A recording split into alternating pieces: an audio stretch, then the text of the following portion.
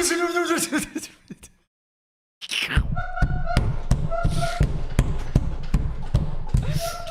is what happens when someone tells Bren to do the crazy intro. This is what happens. I wish you would have rolled around on the table like a slug. I can. You want me to clear this off? Fucking no. It's a good visual. We can. Welcome to Plat Valorant episode 106. We missed an episode somewhere along the line. It wasn't a gag. It was an accident. And now we've just continued it. And I can't remember what the episode was that we were missing. But we also had an unreleased episode that we're locking it in the vault. And we're only releasing it when we get 1,000 tier 3 subs. That's the only time it's getting released, but it's locked in the vault. But welcome to Plat Valorant episode 106. We have a big episode. We have a lot to talk about. We have too much to talk about. We have the champs recap because we missed 2 episodes because we are lazy content creators. We are so lazy. We do not want to make your free content that we are providing for you for free. We are so lazy. Although it's not really quite, listen, you guys are giving us members and stuff, so it's not really, thank you for that. It's not really. Listen, we don't want to ruin a relationship here, but you guys are fucking reverse for Brent, like 180. The last 2 weeks, he was like, "You fucking viewers, why are you fucking complaining about your free content not being here?" And now it's like, it's my fault. We're lazy. I'm sorry. You for the gotta reel them back in. Yeah, gotta reel them back in. We got the champs recap. We're talking patch notes. We're talking 2023 news. We're talking the teams got announced. We got the rules got announced. We got so much to talk about. We didn't talk about the turret replay round. We're gonna relive the drama. What you know what they say? It's drama fucking Saturday somewhere in the world at any given point in time. Yeah, and now. We gotta get started with the show. It's time to start the show. What day is it today? Thursday. We started the episode a day late as well. We're wrecked. Yeah. We're just, I don't know, dude. I don't know. Have you got a chance to relax, Brendan? I immediately got back and just streamed twice in a row for like 12 hours each day. Yeah, I played 12 hours of rank two days in a row. Didn't even sleep. I literally woke up, got on my flight, went downstairs to get on my flight. I was like, Brendan, are you coming to the taxi? He's like, yeah, hold up. I gotta go get my stuff. You're in the lobby. Yeah, I walked past Shroud in the airport. Me too. And I said, hey, it's the... I said, have a good flight. I was there. It happened. And that was it. That was it. Didn't ask for a picture or anything. I'm really proud of myself. I almost followed him into the lounge, and then you were like, let's go to Burgermeister. I was like, okay, yeah, let's go. Yep. Oh my god. Well, you go to the lounge, you can go to the lounge with Shroud. Are you fucking rich? How much money do you have? He's like the super premier lounge too. Wait, maybe I heard you got off the flight before the business. Wait, what's going on? Wait. It's too much We're happening. having 2 conversations at once. I want to hear about fucking... Hold on, everyone, hold up. I want to hear about Shroud. Did he say anything to you? He said, "What's up, dude?"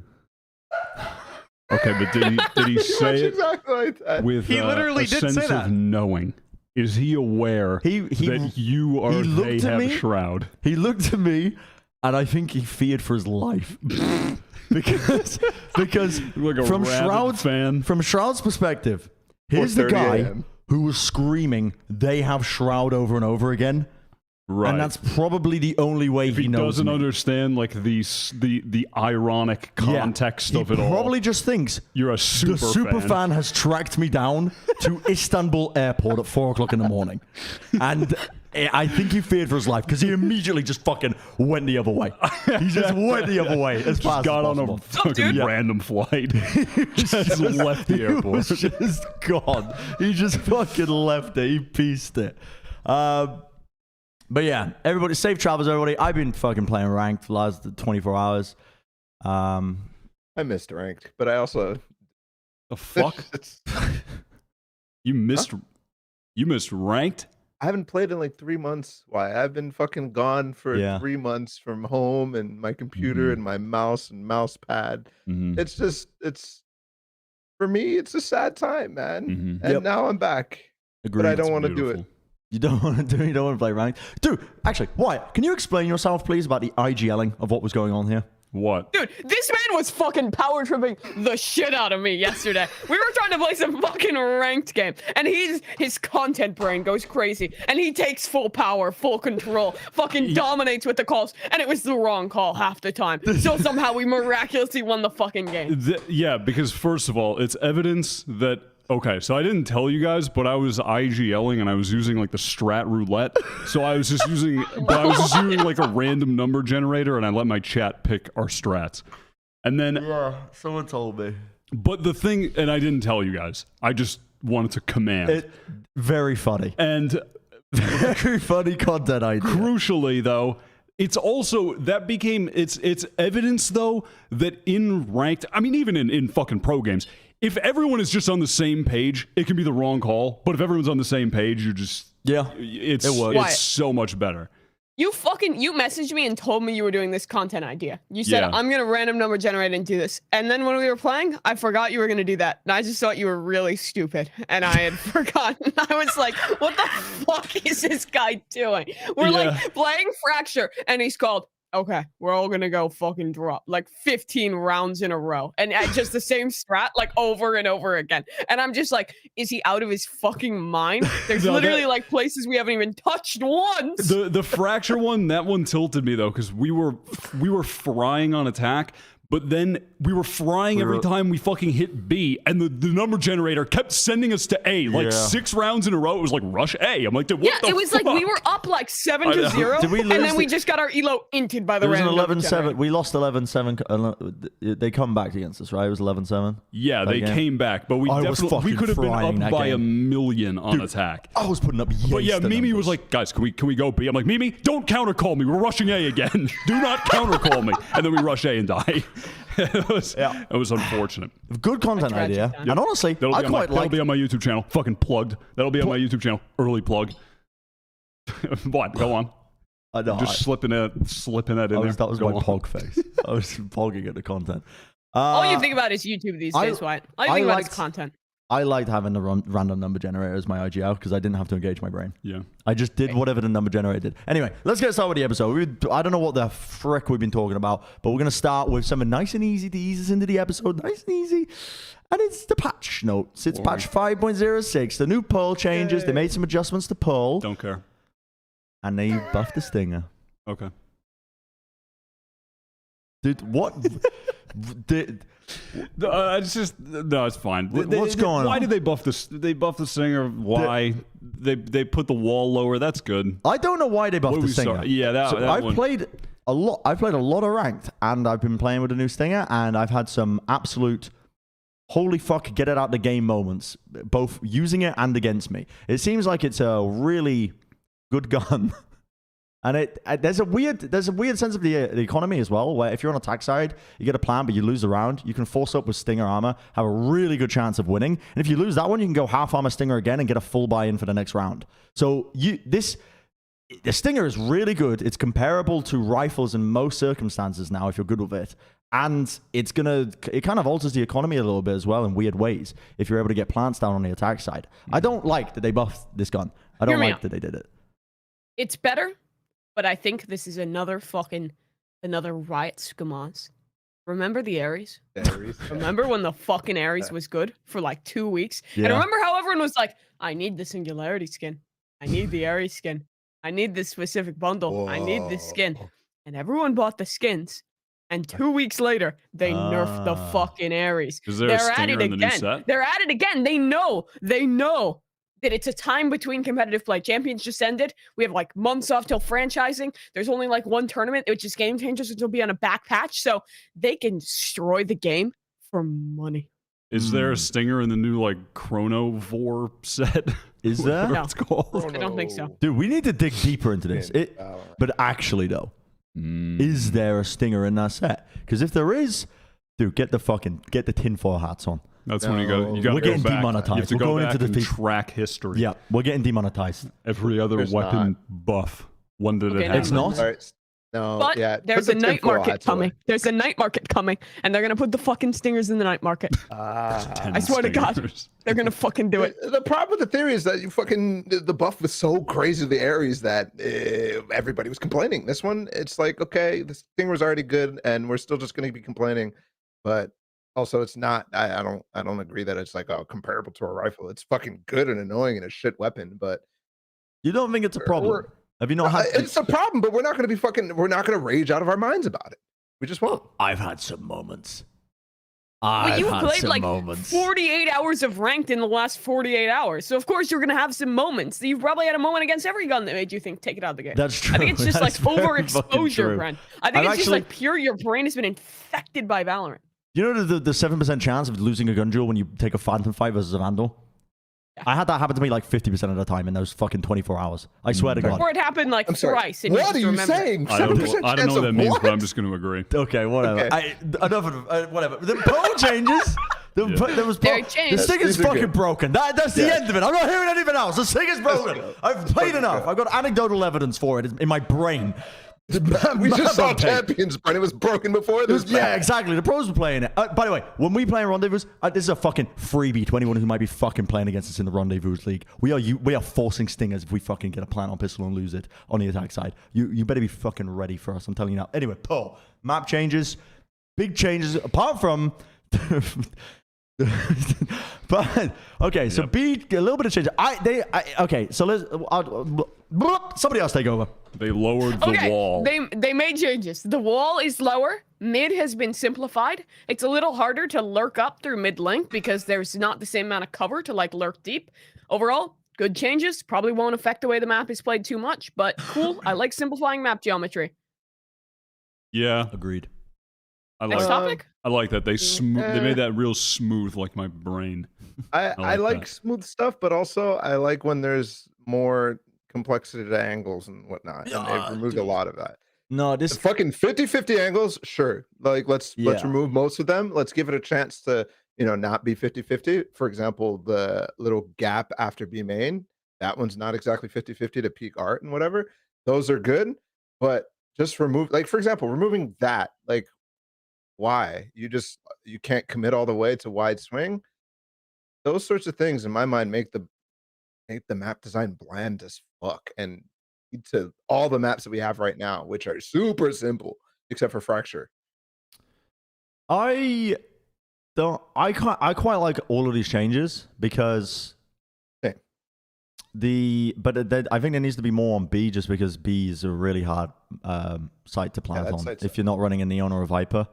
But one of the reasons I like these changes is because what I noticed at Champs is one of the most successful ways that people would play this map is by doing 4-1 splits all the time. They would late lurk a player through like A main or in mid and run 4 players in the other area. And the reason they do that is because if you try and run like a 2-3 split, I noticed, the 50-50 angles means that you're not...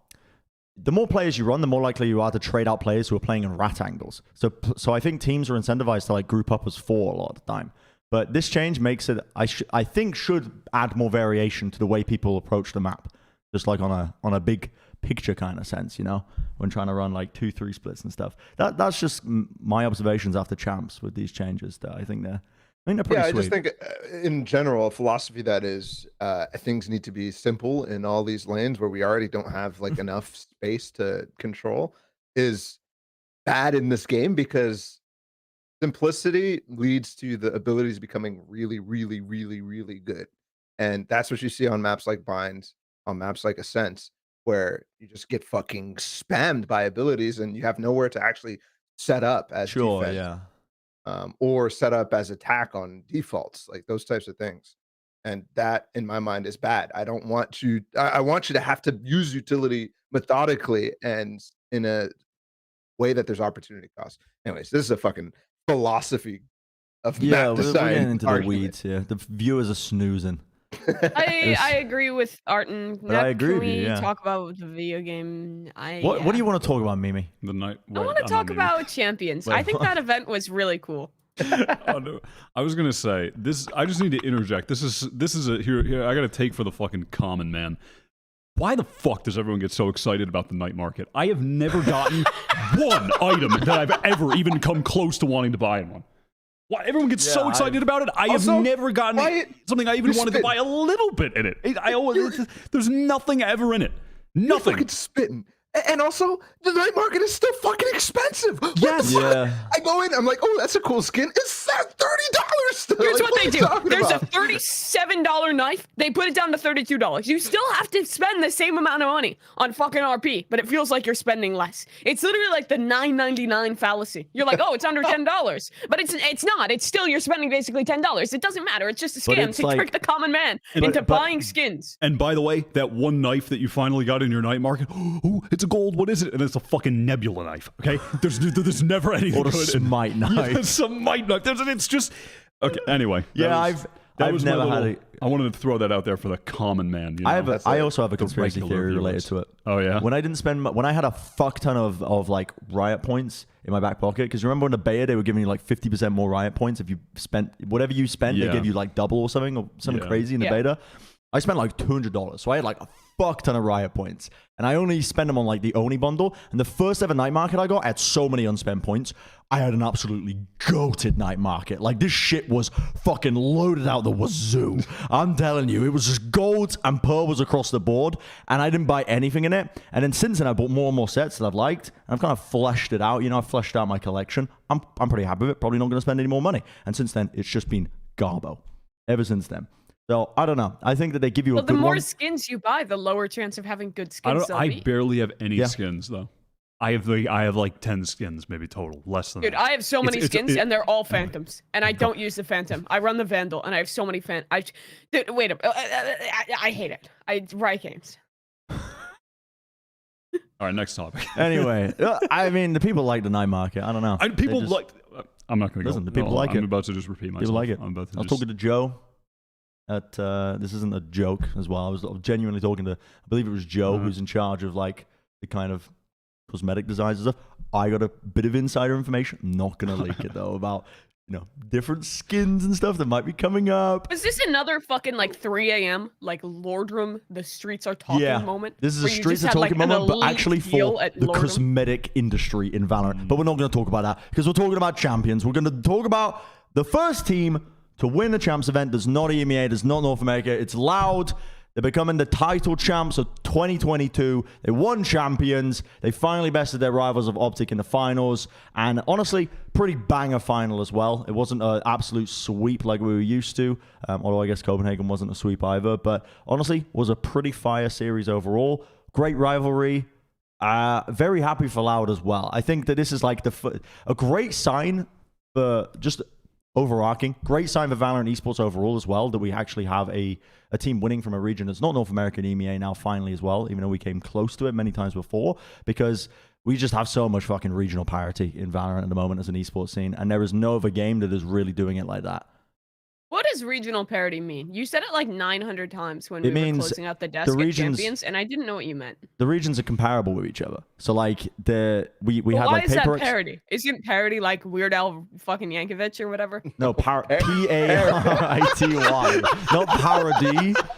As in like a parody of something. Parity like as means fairness, like shared value between all.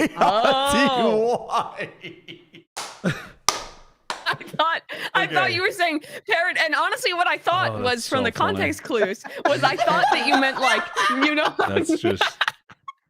Yep.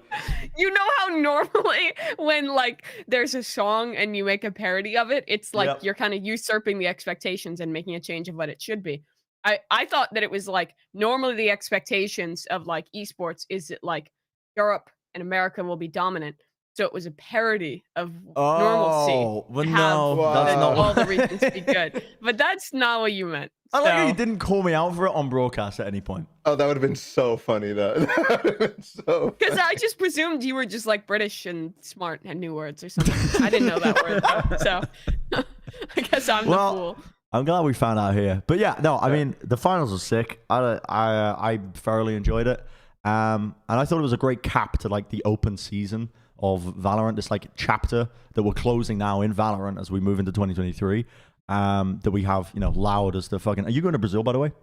Yeah, I don't know when, but you have to. I'm going to at some point. You have to. You agree? Yeah, I said it like at the first event, I think. Yes. I think I said it at the first Reykjavik that if Vikings at the time, but if just generally if a team from Brazil won, I would go to Brazil. People are gonna meet you at the airport. I've gotten some awesome DMs about it. Like people are sending me tips and tricks and stuff. Like the one of them I had to like. It was very funny. The guy was like, "Make sure to bring sunscreen, my friend. You are so white like a vampire." Which is just so funny. But yeah, I will be going at some point. I don't know when, but listen, I will be going. Come to Brazil. Yeah, pretty awesome win though, and I like nice storyline for the year. You know, the Loud versus OpTic rivalry, and also Loud. Essentially, I feel like Loud kind of repeated the same OpTic story as well in their win, like in that you know, when the team was initially put together, all the right pieces were there. They were able to make a run off the back of that, and they made it to the Reykjavik finals, but didn't have the experience yet to get a win. And then they kind of had a down period, figure some things out, similar to OpTic at last year's champions. And then the next international event, they come back, they have the experience, they've worked things out, they get the win. So I think it's pretty cool that was the rivalry. And I think both of the teams had a very similar trajectory at the events. Also, I think the biggest things for me for their win at this event, compared to where they were at Copenhagen, I think at Copenhagen, Saucy and Les were not as strong as they were at Reykjavik. And then at this event, they were both just out of control. They were both so good. Also, they were playing Haven a lot, and their Haven became ultra based. It was so good. Like their reactions on defense, how fast they were at reacting to things was just so good. And I think that getting that map to that level was critical because they ended up playing it so many times. And it just became you know, just such a solid pick for them. Or not pick, but you know, just map to play. I think go ahead, Bala. I was just gonna say, I mean, Les became a fucking star in the grand finals too. Like so good. Like we saw flashes of it in the last time they played against OpTic at Reykjavik, or I guess the last upper bracket final they played against them on Icebox. He popped off, but he just did it the entire series this time. So definitely somebody to keep an eye on. And the one thing that I was actually a little surprised by how well Loud played in both series against OpTic, because to me throughout the entire tournament, the only two flashes of like championship caliber team that I saw was that comeback against Leviathan, and then the DRX game, where again it was a comeback, and also they comped them on Haven, which was like, holy shit, like these guys are really on this map all of a sudden. It's so weird. But they were showing like cool things that Loud is usually not doing. They're one of those fluid teams who are really good with ults, was like how I described them before. And they became much, much more than that. Yeah, they had a ton of depth to them with the trading and just like you said, the individual heroics where you had the big step up from players that otherwise weren't stepping up. But I mean, overall, I think Les was the best player of the tournament towards the end when it comes to trading. Like I think 30% of his kills were trades or something, which is fucking absurd. Like it's ridiculous.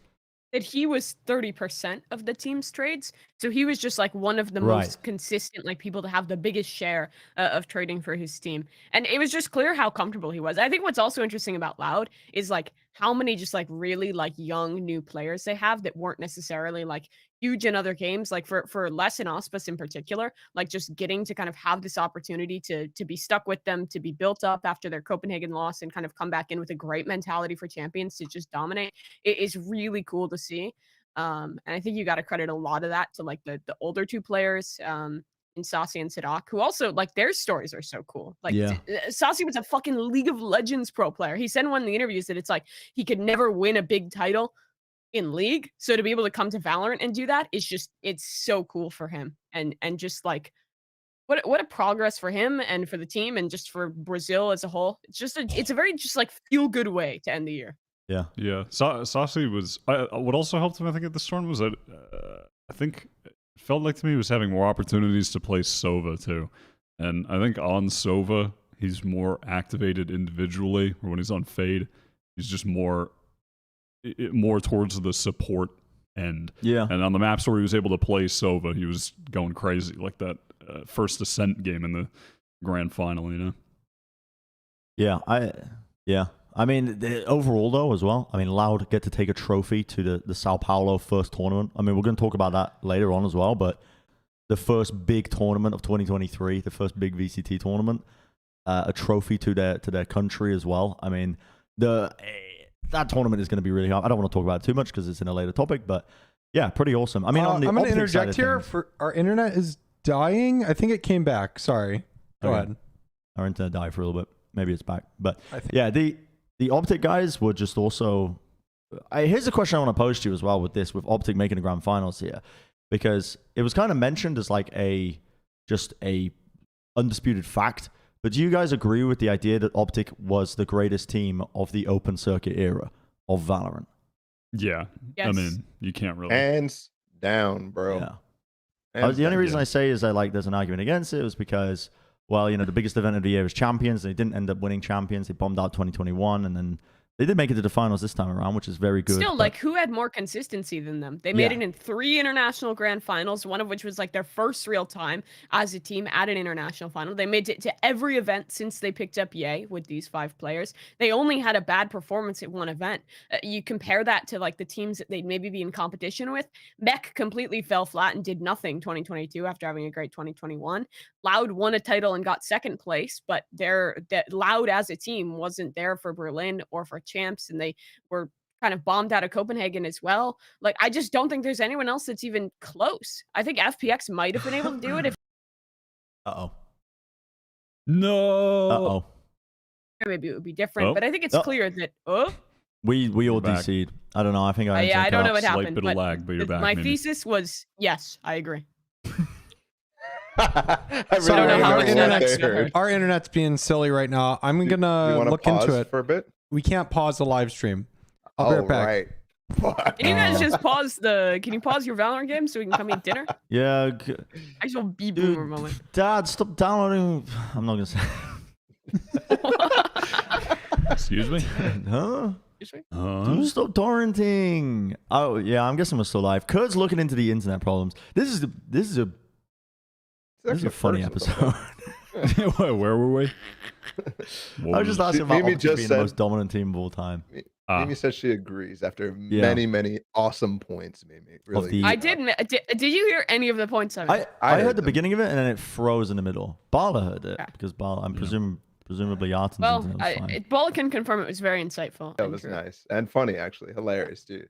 Funniest thing I've ever heard. It's sweet. That's Sure. pretty sweet. Are we good? Okay. Yeah, I just wanted to Wait. talk about OpTic. One more Yep, thing. go ahead. About Loud. Yep. They put the dogs in the trophy. They completed the They did. dog arc. 7 dogs, 7 teams beaten. They put the dogs in the trophy. That was Did you really see cool. Bazooka I liked kind that of a get lot. mad? He was like, take the dog, dude, take the dog out. Fucking dogs. They put one too many dogs in, and it was just like overflowing out of the trophy. And Bazooka was like, dude, guy, come on, take the dogs out. Dogs. What? OpTic, yeah. I mean, we should talk about OpTic a little bit more, just in terms of just their run at champs as well, because I really liked what we saw from OpTic in terms of the innovation that they were doing across the board. And there was innovation with comps that kind of worked, like their Haven comp, for example, even though it didn't carry them over the line in the finals. But weirdly enough, their comp with 2 Sentinels was better on their attack side. But I think that was largely down to FNS's IGLing.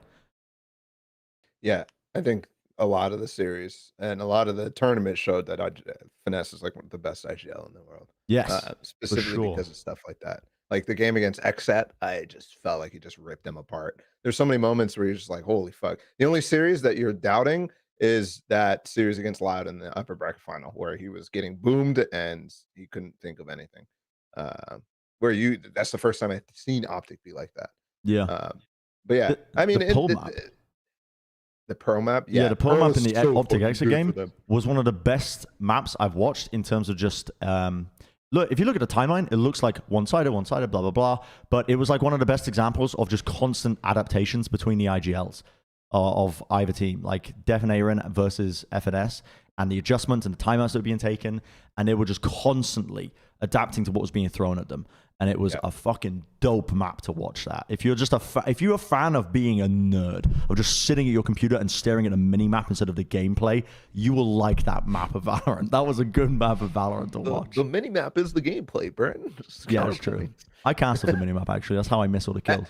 Every fucking series like that where you're like, it's the battle of IGLs is OpTic. It's somewhere in those. Like every single time.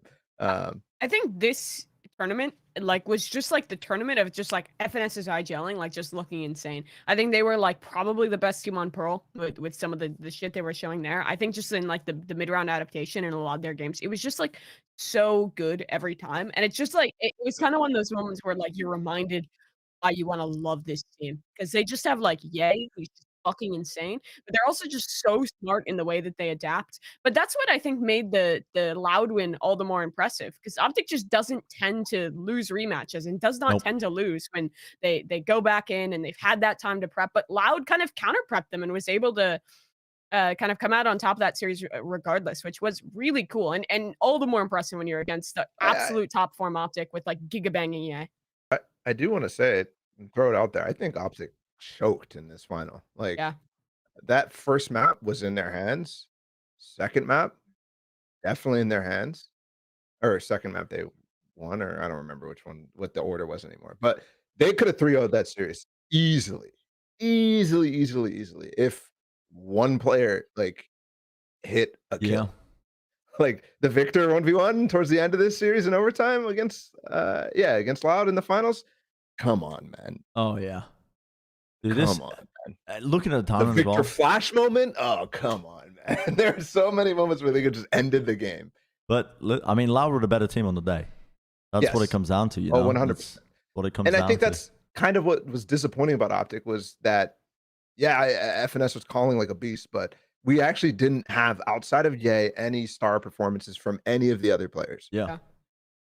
Pretty much. Except maybe Crashes. Crashes was back to like average, consistently good all the time. But it was like Victor, this tournament was so bruh. And Marv like only had that one map where he really he kind of turned up in the finals. Marv did. I remember him turning up on a couple of the maps. In the DRX game. The final map in the DRX game, and then he carried that forwards a little bit into the finals as well. On some of the maps. But anyway, far Marved. It wasn't like it wasn't all group stage Copenhagen Marv. Yeah, it wasn't where he's bringing it out every game. Exactly. Yeah.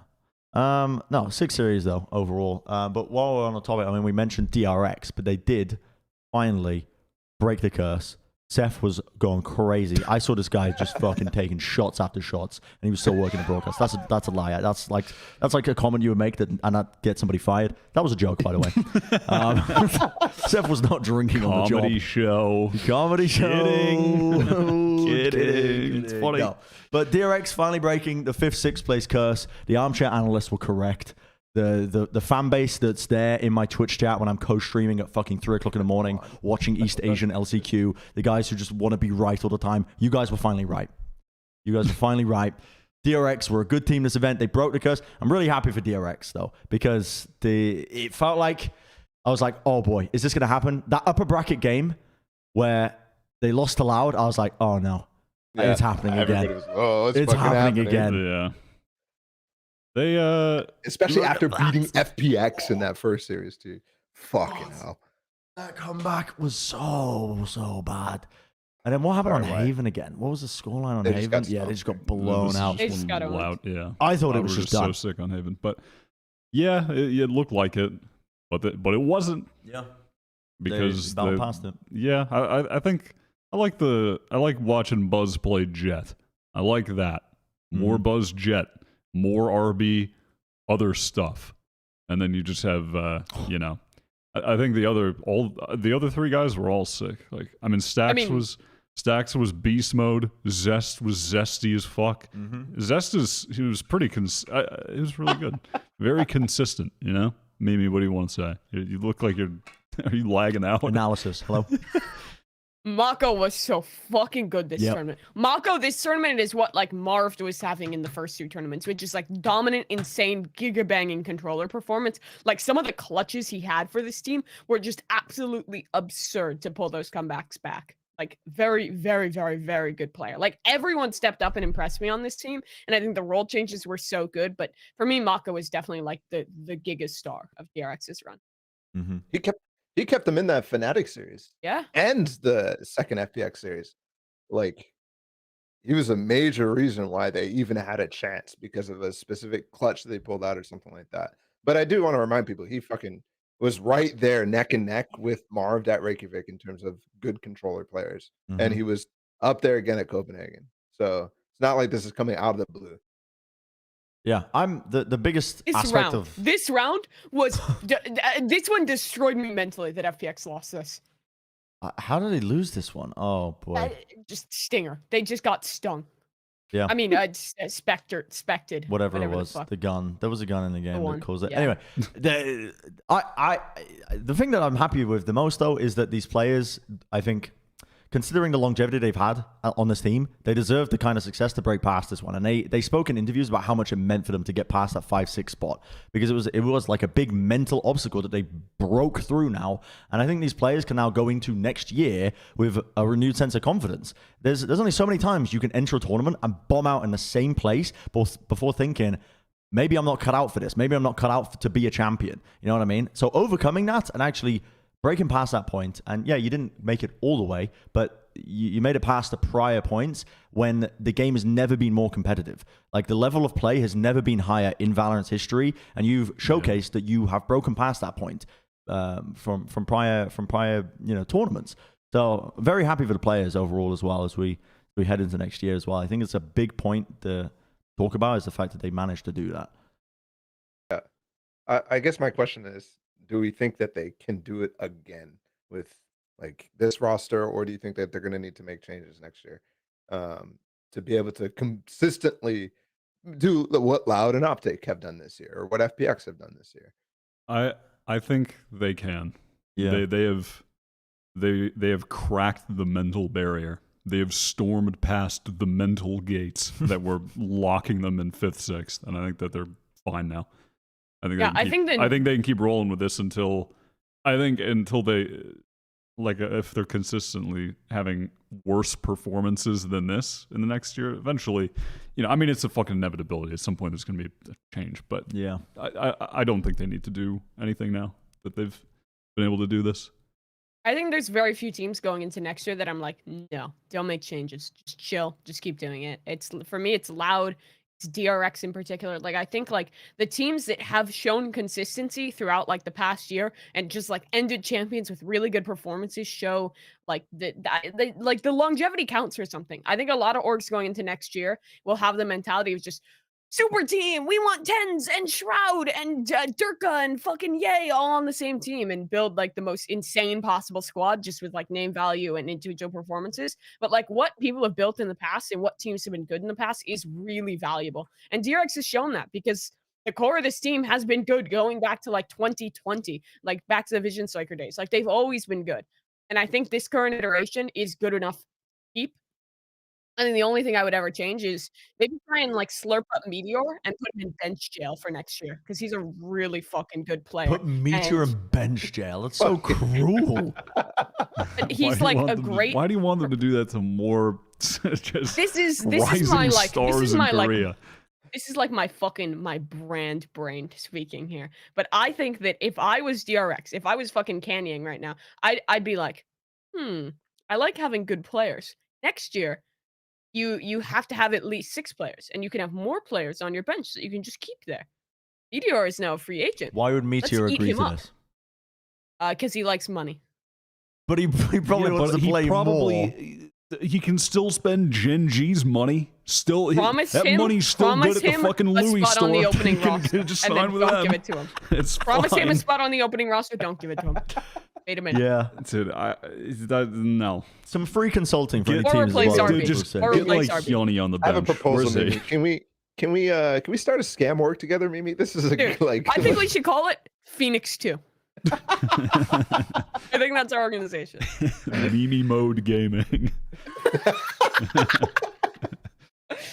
Okay. That's perfect. DRX breaking past their own barriers. Good job, DRX. Well done. Looking forward to next year.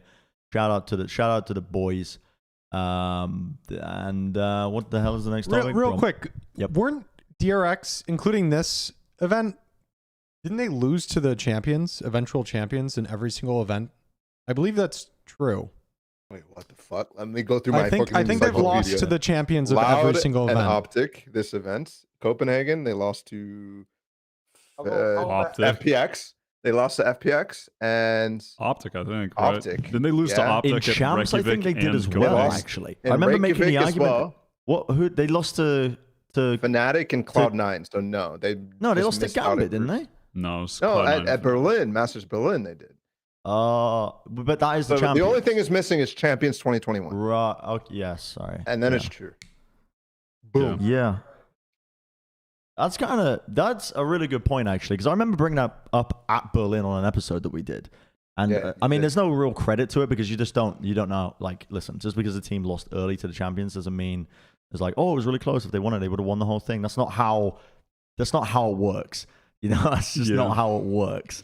In a very general sense, it definitely helped them that they could beat teams from North America and Europe at this event, which they didn't really do much before at all, except for Ascend that one time, literally once.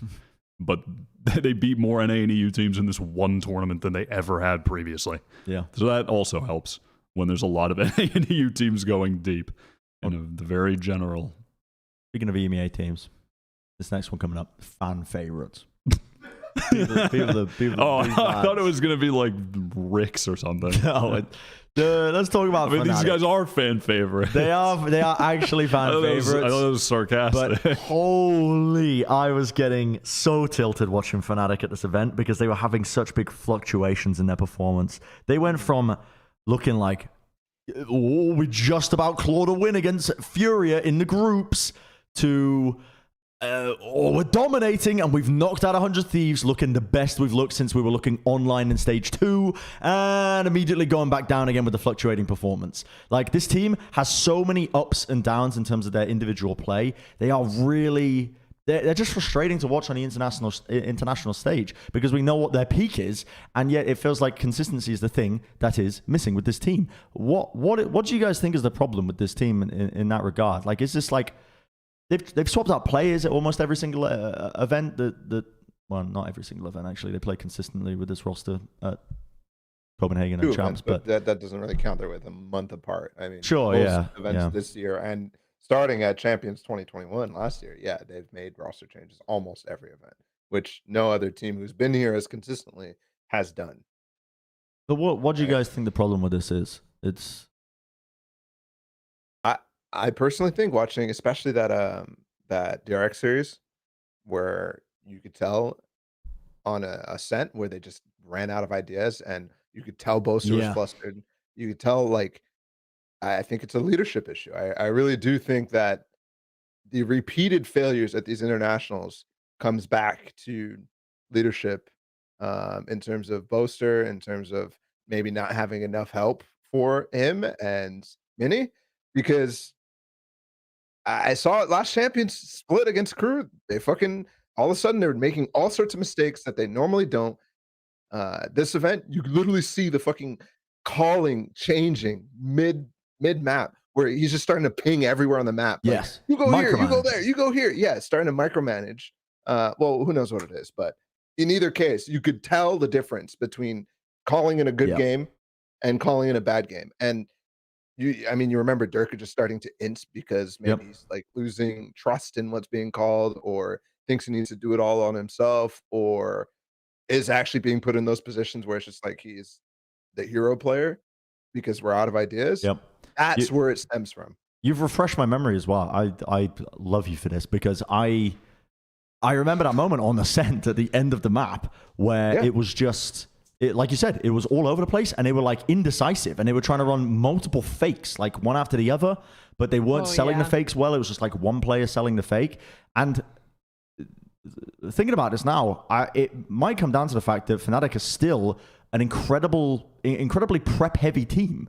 If you think about most of the teams at the event, there's a lot of teams that are prep-heavy, but one of the consistent things that ended up occurring over the course of champs as a tournament was the later it got into the tournament, the deeper it got into maps, the more important it was to adapt one over the other. Like with the IGLing, the mid-map adaptations. You think about XZ OpTic, you think about Loud versus OpTic in the finals.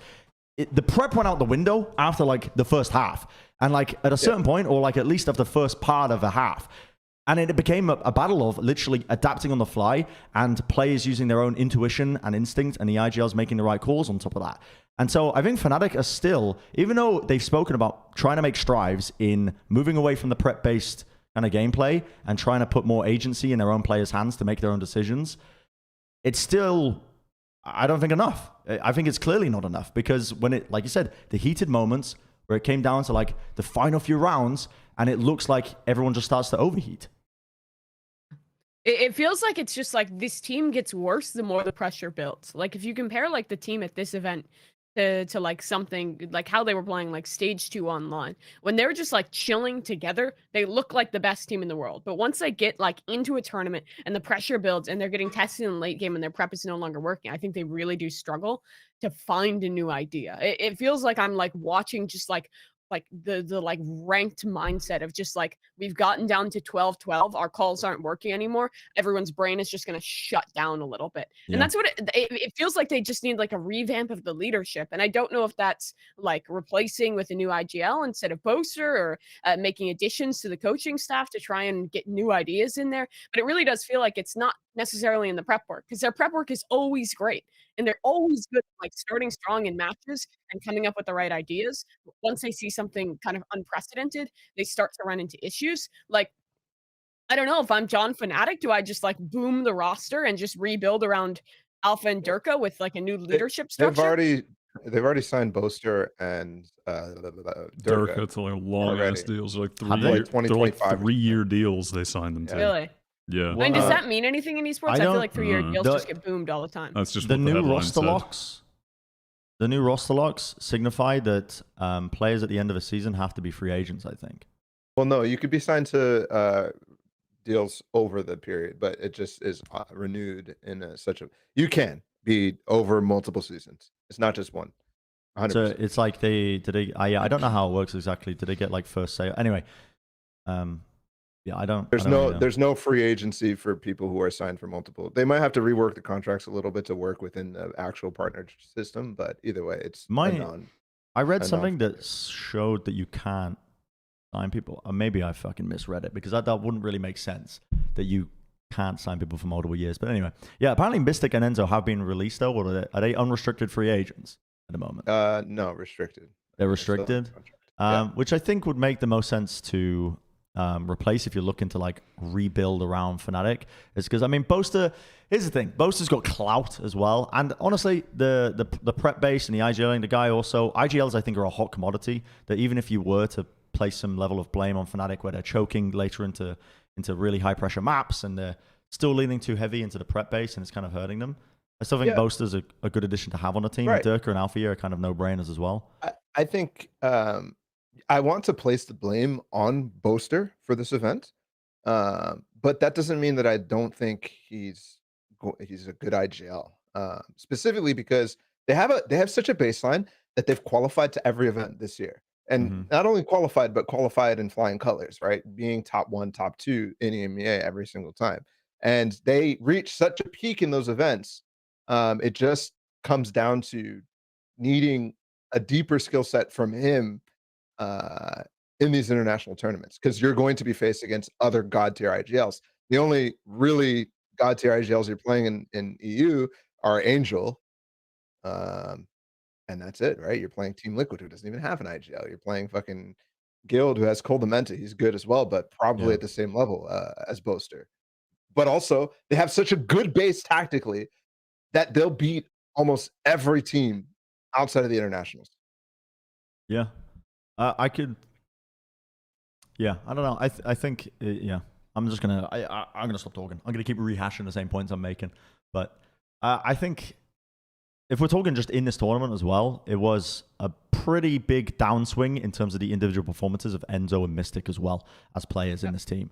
Like, if you think of the iconic moments of when, I don't know, I feel like I've been blinded by Enzo's clutches at Copenhagen, you know, towards the end, where he was like popping the fuck off in the OT rounds. And, even in Copenhagen, he wasn't that great. Like, he was never consistent in that tournament. He just had like flashes of just like god tier Giga Gamer. Yeah, which I think blinded me a little bit as well. But he had flashes, but yeah, that's pretty much all you got from Mystic, or sorry, Enzo, even at Copenhagen. But Mystic, I'd completely disagree. I think Mystic was a major reason why they even made it out of groups. He did have some really good moments. Maybe I'm misremembering as well towards the tail end of their series. What was it? I mean, on average, he was probably not that amazing, but there was moments where he carried his team. Yeah. From losses. No, there definitely was. Yeah. I just. Yeah. Dude, maybe I'm misremembering. I feel like Mystic has been really good this year, but even still, I mean, are you just going to stick with what you have when all these other teams are going to be trying to make super teams within the regions? I mean, it's just not feasible. Of course, you rebuild. But one thing I think that they need to change is they need to. They've been really good at harboring new talent the entire year. Obviously, we've seen that multiple examples of that over all the 2 years that we've seen from Fnatic so far.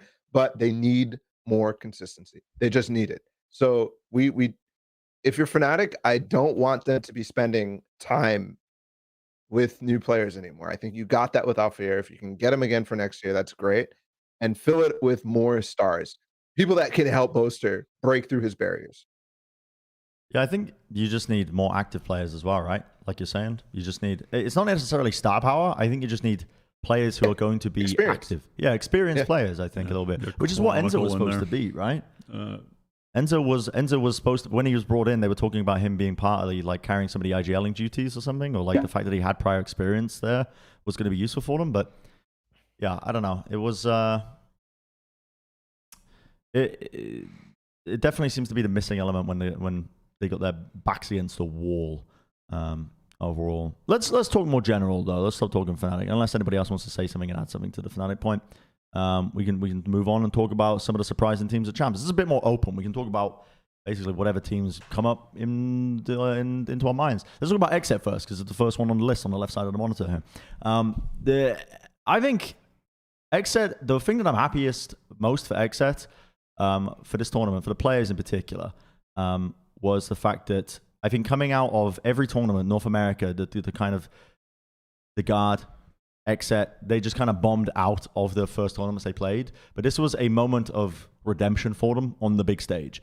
And I think it's hyper important as well when we consider the fact that Exet didn't make it in to the partnership system, that the champs is the last hurrah and your big advertisement, essentially, to the world, that you are a capable player that deserves to be picked up for 2023. And I think that every single player, and I didn't think I'd be saying this, but I think every single player proved that. Because prior to champs, I don't think I would have said the same thing for players like Aaron and Def. I think Def had a really horrible Copenhagen, but he had a really big uptick at champs.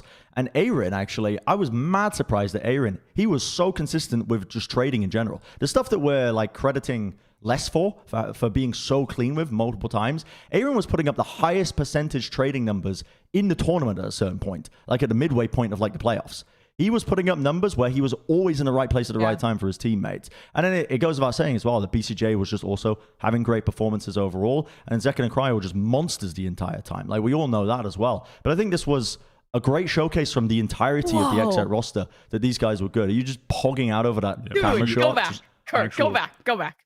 Look at this fucking shot. I didn't notice this live. That is so cool. That is like the coolest shot. David Denise camera. That is cool. That's awesome. That's actually awesome. Can we get a round of applause for Yeti? That's fucking awesome. Great work, Yeti. Great work. That's fucking cool. Amazing. I think to your Aaron point, the defensive sided calling throughout this tournament and just like the like setups that they had on their defense were so good for this team, particularly like some of like the trap plays they were setting up on Pearl. I was just loving it the whole way through, and I think Aaron was a big part of it. If Copenhagen was like the opportunity for like Exet to like prove that their stars can perform at a high level, this was their opportunity to show that their system works and that the more experienced players can step up too. And I think they showed all of that. because they were able to counter prep some of the best teams in the world. They beat FPX. They were looking incredible at that on-the-fly adaptation. And also just showed some really good ideas on top of proving that everyone can perform at an international level. So this is just a tournament of like, hey, XSET didn't win. XSET didn't make a top 4 placement, but they damn well proved that they can be a top team in the world. Yeah. I think as well, I mean, I just want to keep hammering home this Aaron point because the community narrative is that when I see people talk about XSET not making the partnership system and the players going different ways or whatever, and maybe potentially getting picked up by other teams, people are, you know, they joke around a lot, but every time you went to the replay cams or like the reaction cams after a big round, guess who the player was who was hyping up the rest of the team and the younger players and keeping the energy high on the stage? It was Aaron every single time. And like, I think those players are going to be mad underrated when people are going to be looking at just purely the numbers and the star power when they're thinking about rosters being built.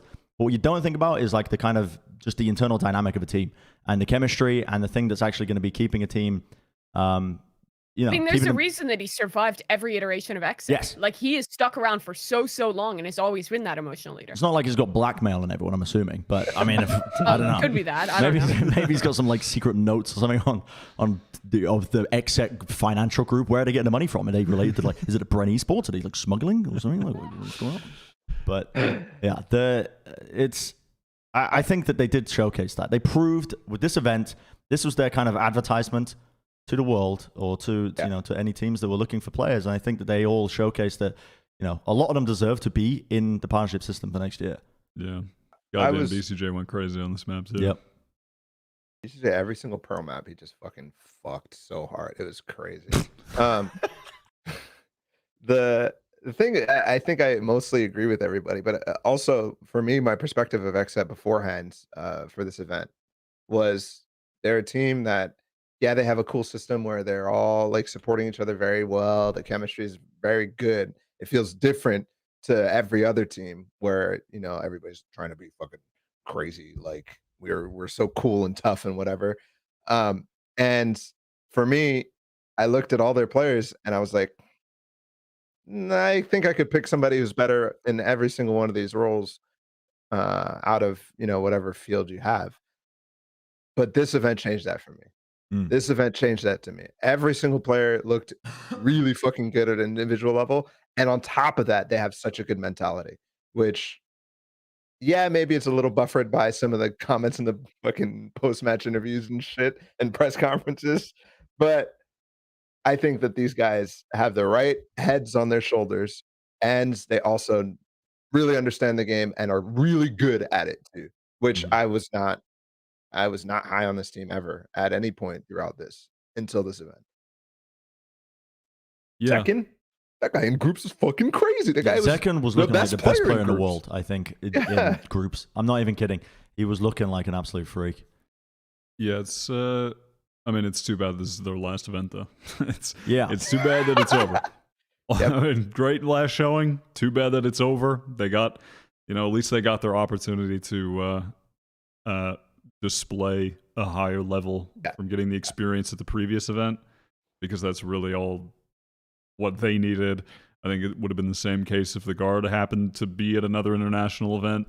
There's just not a lot of them to show the experience you get from the first, but XSET did that. I mean, so good for them, but I mean, too bad it's a wrap. I think though, it's if there's any team that would benefit the most, I think, from being picked up in its entirety, it probably would be XSET, including like the coaching staff of Dawn as well, because they just proven that definitely when I think of XSET, a team that was more than the sum of their parts with just how they were developed, right, across the board. So. You're right, but I just don't think that. I don't think people are going to build likely. Teams like that. They're just, or would want it. Yeah, which is too bad, but it will happen. There will be teams with the system next year that will pick up wholesale rosters. It's going to happen. But I think it'll just be OpTic that gets picked up wholesale. There's only 5 NA teams. I don't think OpTic's getting picked up wholesale. I mean, we'll get to that, but we'll talk about that in eventuality. But getting ahead of ourselves. Yeah, we are, but it's exciting. What about other teams? What about Edward Gaming? They were pretty good. Dude, I was actually not surprising. Bummed that Edward Gaming just trolled themselves with their map picks in the final match that they played, because holy shit, listen, valuable experience for them on the global stage, but I really just wanted to see Kang just dominate a little bit longer. But them picking Bind was so fucking troll. Did they pick Bind? Yeah, and then running this fucking comp. Did they pick, it was their pick, right? And they run double duelist. It's like, listen, this was a Chinese Valorant has been in a bubble moment, and this was the rude awakening to like the global. No, you can't be saying this, Brandon Mimi. You can't be fucking saying this. This is what you wanted from this team. You wanted double duelists. No. Yes, it was. Dude, you guys are like, no. this shit they want to go fracture in so many different matches. I didn't want Jet Rays. So cool. You guys were saying that every single time you watched them play at LCQ. I wanted the team that fucking ran the good comps that still ran through smokes and did stupid things. Good comps. They ran the great comps. No, the fracture comp. The best comp. They're fracture pounded. Dude, they fucking pounded. They could have had 5 sobers. They could have had anything, and it just doesn't matter. Give me the. Can you show me the pick bands? Irrelevant. The pick bands in that is last irrelevant. map? They beat On-Slayers. The comp is irrelevant. They qualified by beating On-Slayers. They were doomed. Slayers is good. Dude, they could have picked fucking Icebox as well. Edward Gaming's Icebox pounds. Like, what? They trolled this map. Like, I'm actually pissed, man. I'm pissed. They trolled this so fucking hard. They could have had Icebox. They would have. But it's a learning moment. Here's learning moment. Wholesale takeaway time. They didn't win, but they put up some really close, really good games. Their players looked absolutely insane.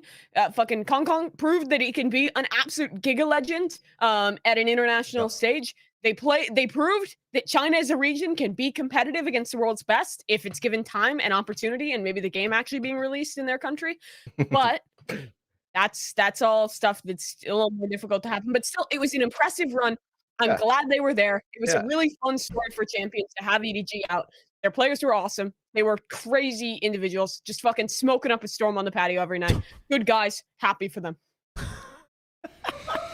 I'm going to be paying a close eye to the underground Happy circuit for next year. them. They went 0-2. But it's their first And they international played close win. game. The team that's never gone international before, Dude, Wyatt. you guys better get getting fucking roasted. For all these Edward supporters better be getting lit up by the commenters. I swear to God. I'm getting lit. I'm getting fucking lit when Edward Gamers win in 2023. The amount of fucking shit that I got for being on the North Eption train at the last event, and they actually did better than Edward at this event. I want to. We didn't expect Edward to win. We never said Edward would win. No, we just said it was going to be fun to watch. Oh my God. And it was fun to watch. Oh, this is such bullshit. This is insane it's funny fucking too. nonsense. It's funny too because I'm like, Mimi's like, yeah, sure, they did okay. I was like, yeah, sure, they proved that they're good or whatever. Like they can compete on international. I was like, yeah, okay, all that. But when you guys come up with this fucking bullshit, I know. Come on, now. I'm pretty sure I said they were going to win champs. I mean, yeah, you guys were not holding back. Listen, I'm just saying. I was just going blindly by clout. When I first started tweeting about Edward Gaming, I just did it because it was cool. It was before I watched their VODs. And I watched their VODs and I was like, I don't think this team's going to win, but it would be really funny if they did. So I kept supporting them. And now I'm followed back by the official Edward Gaming account and Valley Sports China. So I have to keep repping them. Yeah. This is a life lesson. Don't do it for the clout. You know, do everything for the clout. Who would win, Edward Gaming or North Eption? Edward Gaming. Edward Gaming. Edward Gaming. They beat them. They literally did win. They beat them in they literally did beat. They beat them in a meaningless online cup. Play on LAN. Play on LAN. Dude, play on LAN. Yeah, throw that bullshit right back at them. Thank you, Wyatt. Let's fucking ADHD moment. Are they better on LAN though? Yeah, they beat Xersha, and they didn't take a map off FPX or DRX. Yeah. Edward took a map off PaperX and almost beat Team Liquid, bombed out a group, Kurt. So why are you talking, huh? Yeah, O2 got a map off a team that also lost in the groups. The North Eption actually beat Xersha, who've gone to every single event and have been mad consistent at coming in last place at every event. So, you mentioned LAN? Except for champs, Wyatt. Come on. That's True. A little bit better. Yeah, come on. Well, I don't remember. They did something I'm not going to mention it. It's going to take us so off topic. I do it. Do it. Do it. Before going. It's important. Dude, I got a question for the Riot devs. Yeah. Did they play test on ping? What?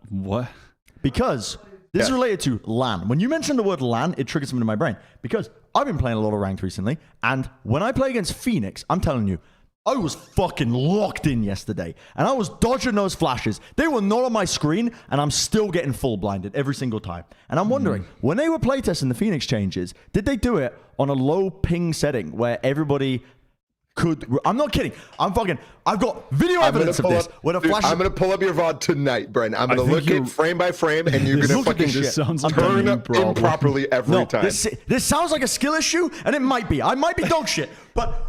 Dude, I need something else to blame. I can't be this bad. I need something else to blame. Anyway. It's your monitor. Buy a new monitor. Buy a new mouse. Buy a new computer. It'll fix it. What is this clip? I don't even know what this is. I just pulled up your top clips of this is me talking about my airline travel story. This is my airline travel story. All right, let's go back on track. I mean, then. Anyway. Wait, all right, back on track. That could be about anything. just left the Overwatch League. Is he coming to Valorant? What? Patafan just quit the Overwatch League. Let's fucking go! Zersh's on top again! He's Do you guys back. want to make a new topic? Pat the Oh, Pan. Patty Pan.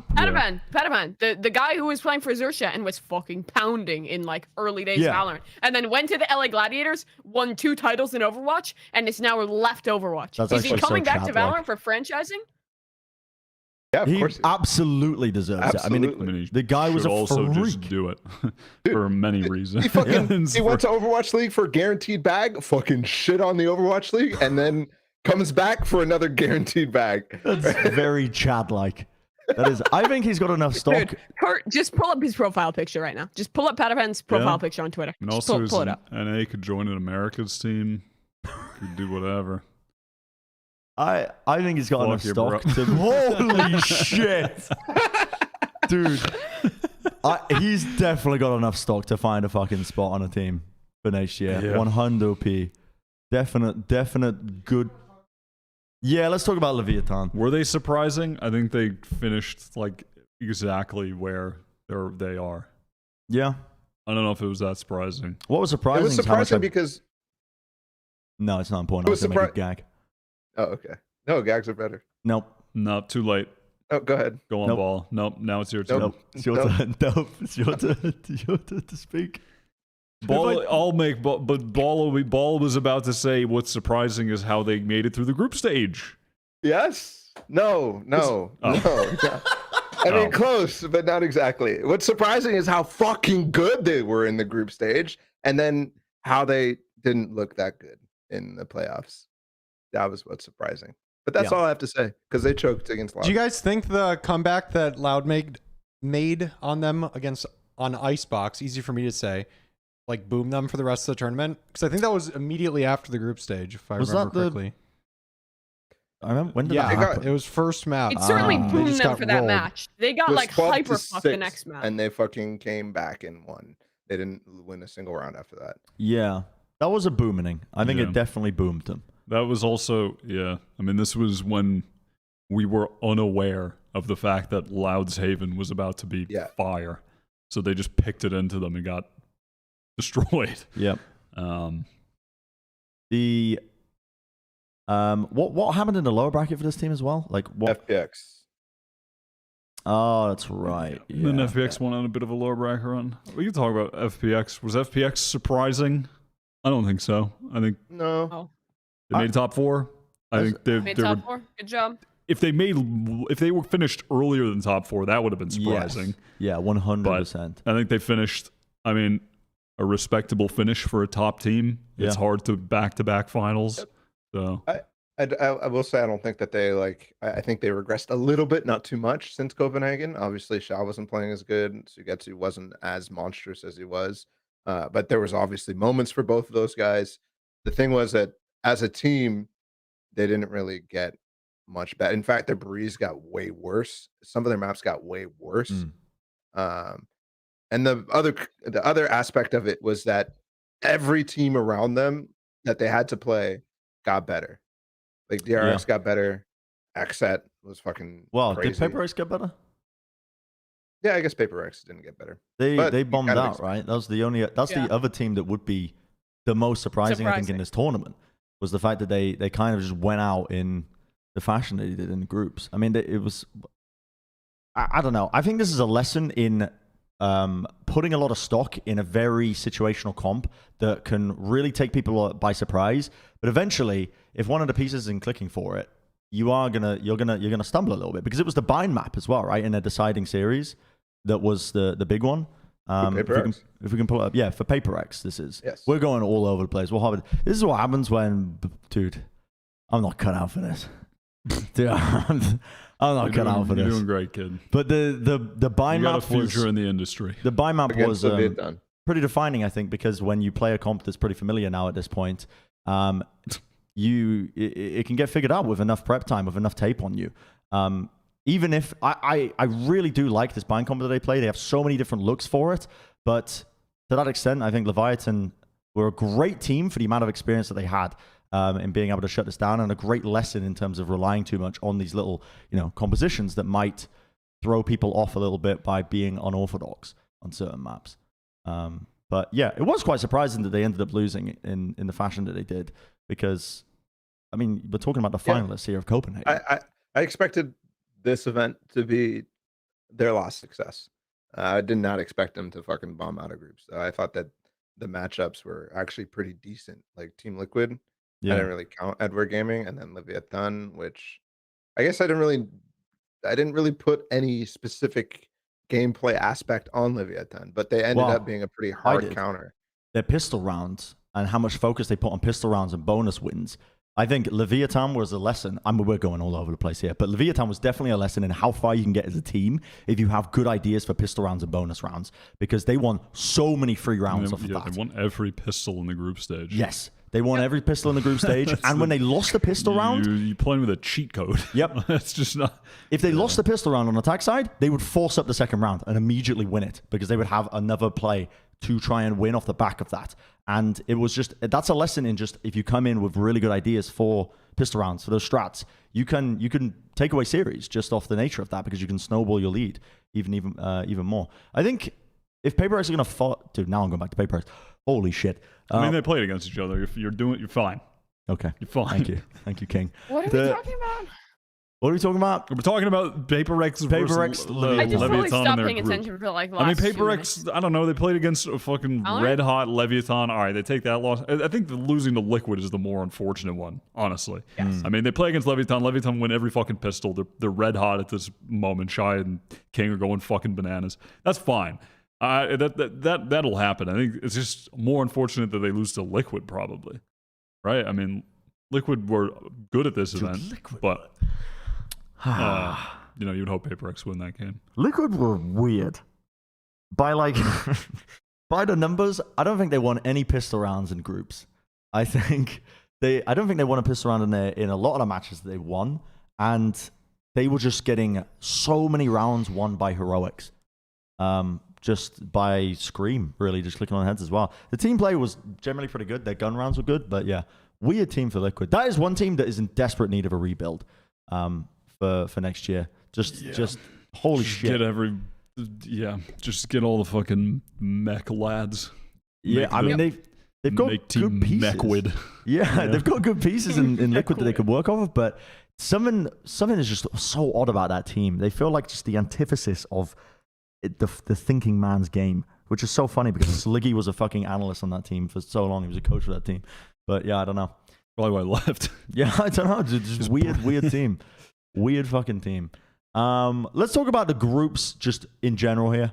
Group of death, because it's a thing that we were talking about. We didn't have any episodes when we were talking like about the groups. It's a bit of a recap, but with the power of hindsight and looking at these groups, which one do we think was the group of death actually, though? Because there's some contenders. Group A, right? Could you show the groups again, Kurt? Group A. Would you be able to pull that up? Group I can't B, remember. Group D? I can't remember all of them. Group A was the Paper X one. I mean, It's got to be Group good. A, right? Like, why? All of the games were pretty close besides Leviathan's run. Paper X went out. You had a fucking grand finalist of the previous event getting grouped because of how close the group was. You had Edward Gaming, who was looking competitive in both their series besides the one that they got stomped to Liquid.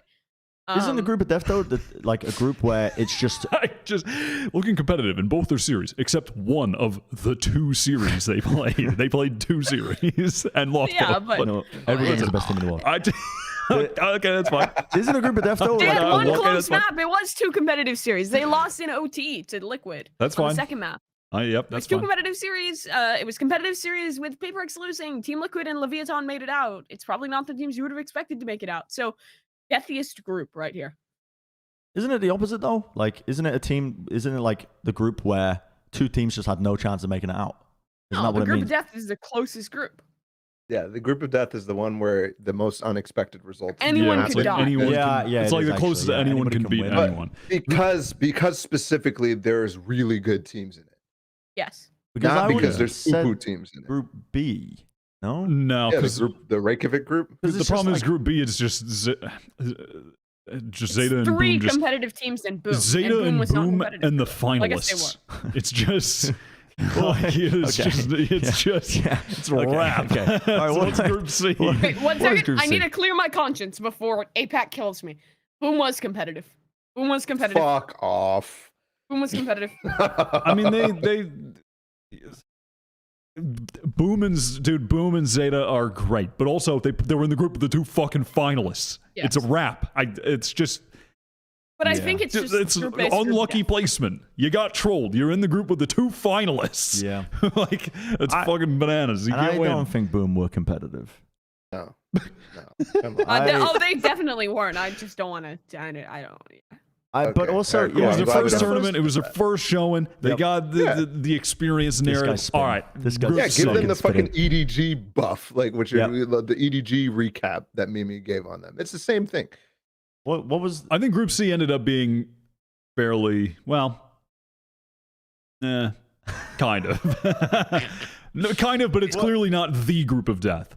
Okay. Well, There's just no way. what about the next group? This one, Not Yes. deathy. Not deathy. That's Deafy. oh come on. Look at this, bro. I mean, DRX, The 2 100 teams these that we Fnatic. expected to make it out. These made it out. literally died, Mimi. What are you talking What are you about? talking about? Yeah, I I'm don't. just kidding. Dude, This I question feel like this is by more than a definition a group of death because 100 Thieves made it to the uppers and then went out in 2. No? So I think this- Paper X? I Go think to this is PaperX, yeah. probably the group of. I mean, it's either A or D. It's either of those. Can we say they're both death groups? All the and te- that the thing is, everyone I think dies the- equally? I in the group D though, Furia were just better than Edward. Like they were better than Edward, and then you also have 3 other teams that were. I mean, DRX were sick. Fnatic I guess had Furia the was better loss. than Edward. The 100 Thieves were really good in the first game, and Will was going crazy. And then Fnatic went crazy in the second game. DRX were sick the whole time. Furia kept it really close against Fnatic. They had a really close map against Yeah, DRX. Even the I bottom think it's team Group in D. Group D was fire. So I think it's Group D. Yeah. The argument against it is because the fluctuating Fnatic performance makes it seem closer than it makes it seem more. No, actually, no. I'm not going to fucking. No. You're right. It's Group D. Okay. Well, you could argue that 100 Thieves had also a very fluctuating performance in their 3 matches. Yeah. No, I think 100 Thieves looks really good the entire time. yeah, Maybe that's fair. inexperienced. inexperience showed on the Yeah. series against DRX, but I everywhere think it else showed they were. against Fnatic as well, though. How so? Because they kind of just got rolled and the timeouts got used very early on, which showcased to me in that series. I remember the timeouts got took like very early on, which I think showed that they were nerves. Like that's not a tactical timeout. That's like we're making Panic this button. Yeah, this is like a mental reset. Holy shit, we're very early on in the series and the players are just like not playing like they usually do. Moment. But yeah, I think who gets to make the Final decision. What do you guys vote on? A or D or A is B or the C? deathiest. Group C. Group D. I do D. Wait, hold up your 3 to fingers 1. with the letter that correlates to the number Ds. of which group is the deathiest. D. No, the number that's the Oh. letter. No. Oh, sorry. D wins. D wins. D is the wins. group of D is death. the deathiest. Hooray! Yay! We decided. Yay. The What a only way to cool really decide exercise. this is to have Plat Chat fund Furia and Edward Gaming fly out to the Austin, Texas to play a match on LAN. That's the Let's only way to go. truly determine. Whoever wins that, group of death. Yep. The winner gets to play us. Our amateur team. All right. Yippee! We get to move on. Next topic. The turret ruling. No, no. Can we just play the deleted episode for this section? I mean, talked what did you so guys long say in the about deleted episode about this? We had a long. I don't know. I why it was was eating deleted? spaghetti and just It wasn't why it was deleted. It was everybody multiple was reasons why it super wasn't tired deleted. But it and was a fucking- long discussion. And Yeah.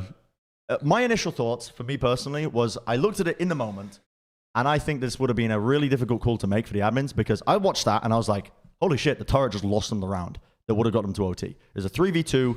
The situation, listen, we're reliving the old memories, dredging it up. But I would have made the same call in a moment as the admins.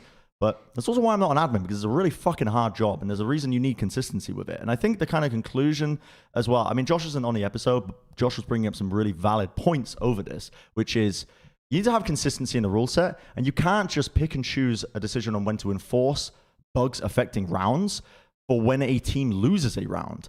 Because you need to do it. You need to do it across the board, wholesale. Whether or not if it happens in a round, whether that team then wins, you need to then replay the round if you're going to take that stance on it, or you just need to not do it at all and make sure it's clearly written out. And there was multiple issues with this, which was that it wasn't in the rules as far as I'm aware, written as a bug. It's been in the game. It was not in the bug list, no. Yep, and it was quote unquote fixed in a patch, but then rears its head again, and it's just a common bug to the point where people were saying, and to this day are arguing that it's not a bug and it's just an intended mechanic of Killjoy's turret. It's not.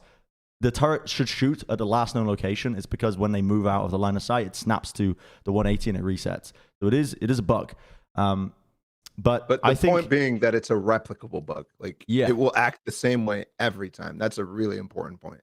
But my viewpoint was replayed around in a moment. But now, I mean, reflecting on it, I don't think it should have been replayed at all. I think that you need to be very cautious with stuff like this. And the unfortunate timing of all of this, the fact that it was the deciding round, some people were critiquing the pace at which the decision was made. Completely agree. It was like an hour-long decision, if not more, to actually end up replaying the round.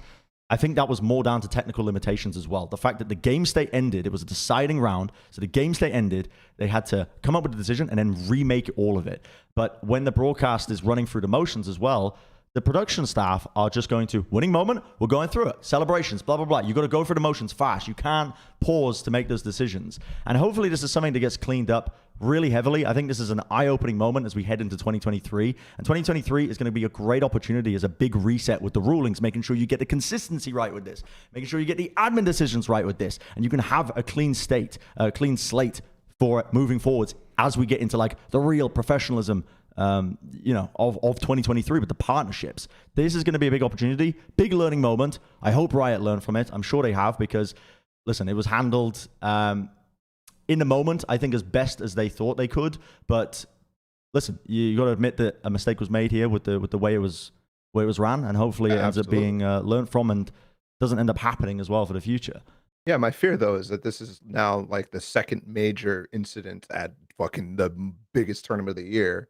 Champions 2022 here, the turret incident, and last year the camera incident, where the rulings just are inconsistent and make no sense. Specifically, the thing that leaves the biggest sour taste in my mouth about this is the fact that they all celebrated.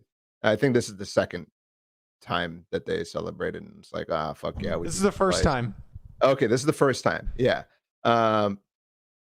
This all happens, and they go off stage, they start giving interviews, and then there's a pause in the broadcast. Yeah. All that stuff. That to me signifies that there was not even a referee who was aware of it in the moment at the round when it was happening. Well, and they only saw fucking Reddit posts afterwards that's holy shit, Xset lost the round because of this. That's so unacceptable from a developer like Riot and a TO like Riot, who's been doing TOing for ages. Yeah. You need to be able to have live responses to this and not. I mean, but how could they have, broadcast. right? Because it's are you gonna just freeze it off the rip? Because like Bren was saying, the process is like a railroad. Once the game you have ends, a referee who fucking runs on the stage and throws a whistle. I don't fucking know. Don't flag anything. Kind of striped shirt. I thought there just were not processes in place for that to happen, which I think is a failure of the rulebook to not have processes in place to stop it in the motion. But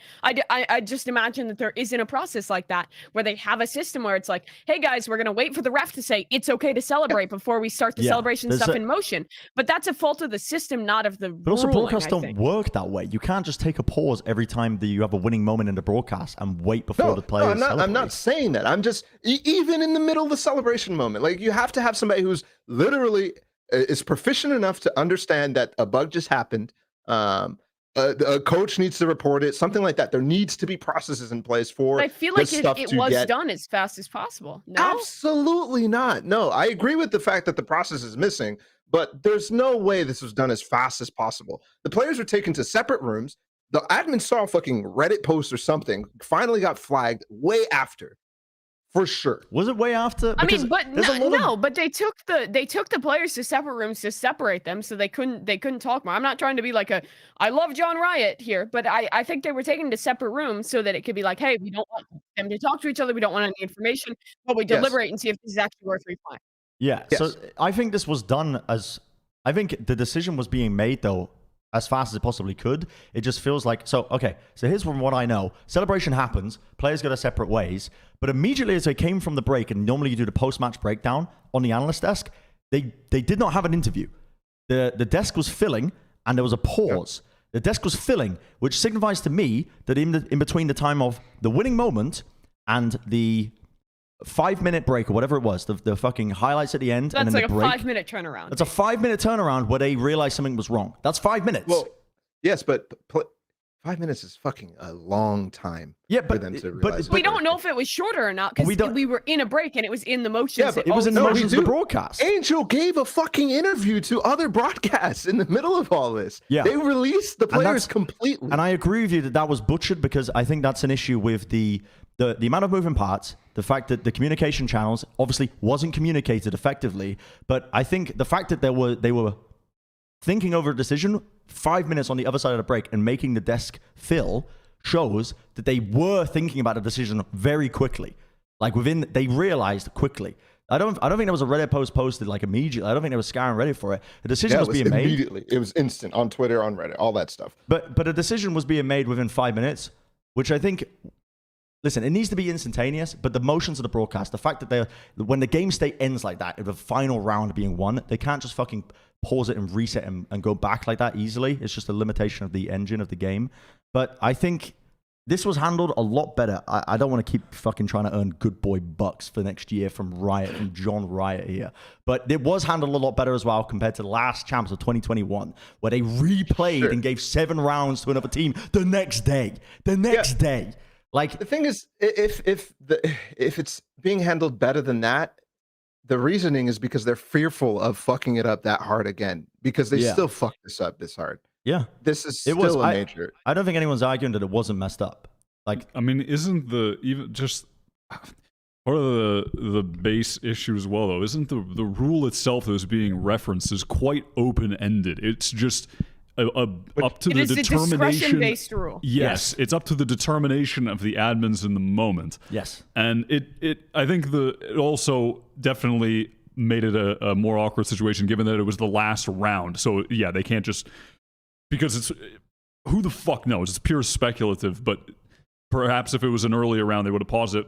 Perhaps also if it wasn't on camera, no one would have even fucking noticed and it would never happen. And I mean, it being on camera is one of the main reasons that it even got replayed in the first place too. There's a million bugs in this game that have and I don't know if this was in the rules just for champions or other international events or for VCTs online, but I mean there are so many goddamn bugs that happen all the time. Yep. To just pick this one out is just yes, and I think because it was so visible on camera, it was just. I mean, it was just not the right decision, and it was not good after the fact that this awkward ass situation was created for the players, where there was this dynamic that FPX thought that XSET were doing this, where XSET they called for it or complained about it. They were calling for it and complaining about it after the fact, where that was not the case, and XSET were just told to go into a room and they took all their phones. And then, there's this like community expectation that people are like, well, young people put in like a lot with teams with a lot of young players. They are put in a very awkward scenario in an adrenaline heightened moment. at a critical, you mean like the press conference, and a critical part of just this entire situation is very complex. It's difficult to navigate. There's a lot of young people on these teams, and it's a tough situation for people to navigate. And there's like this expectation that they should all be handling it in the perfect way, when in reality there's a fumbling from the actual fucking system in place for the event and the people running that have just created then this awkward situation for the players.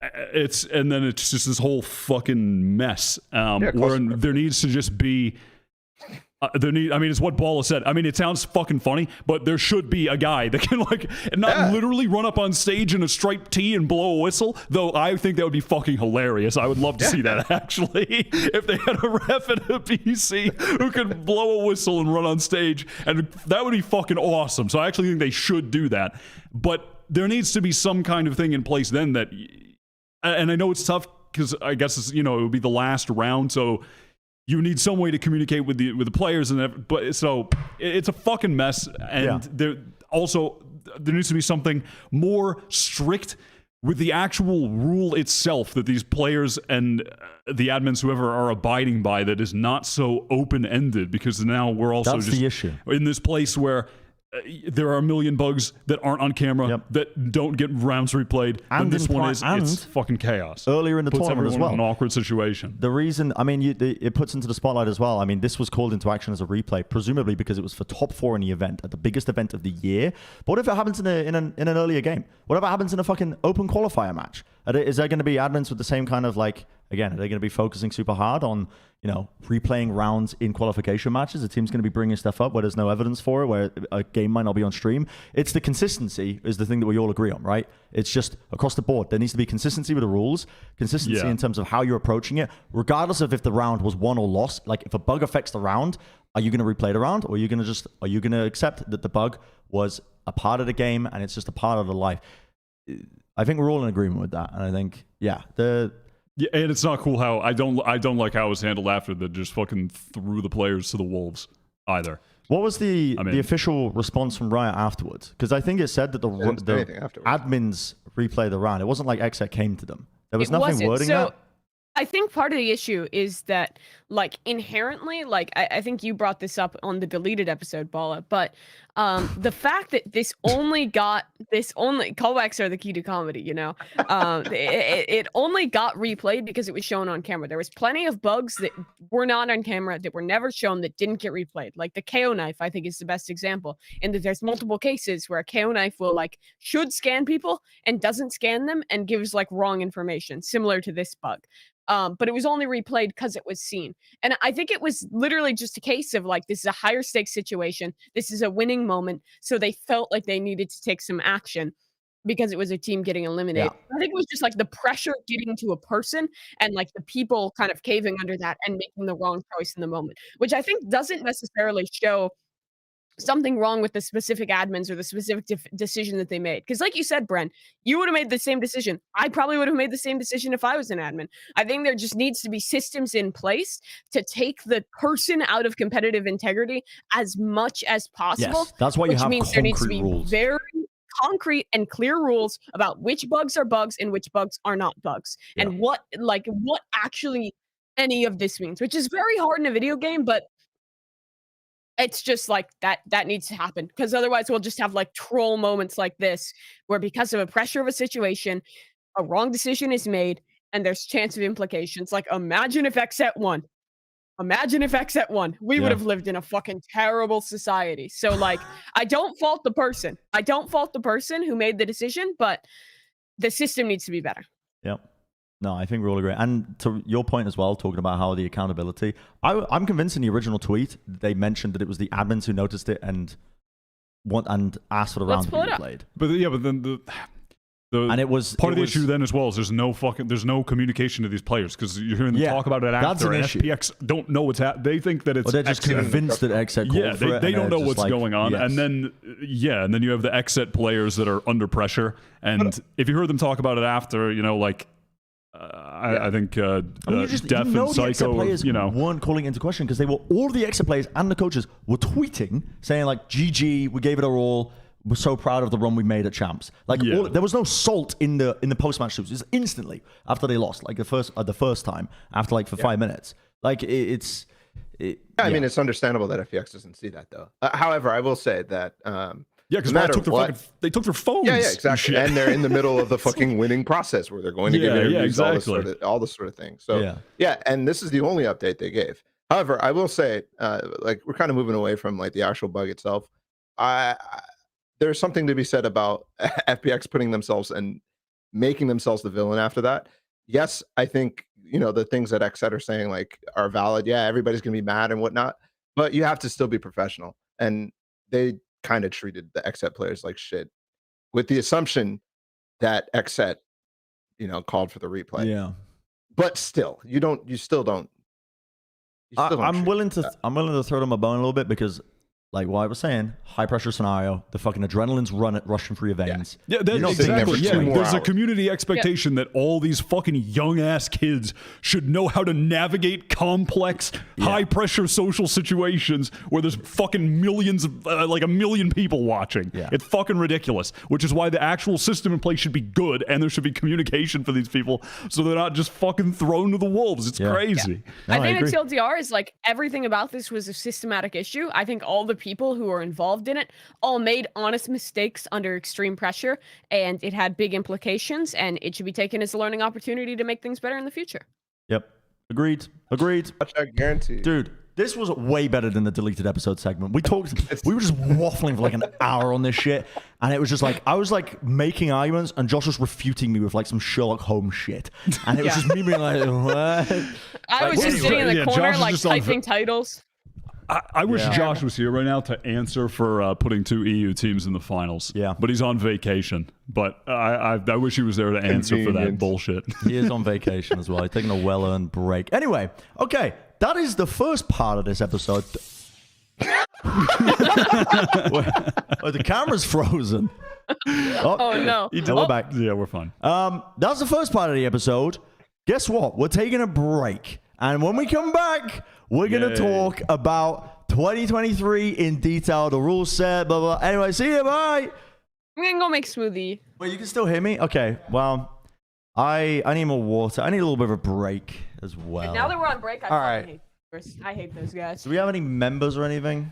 I think you have the laptop next to you. Oh, hello, members. Here. Sorry about the internet dying earlier. I don't know what was that was all about. How long was it dead for?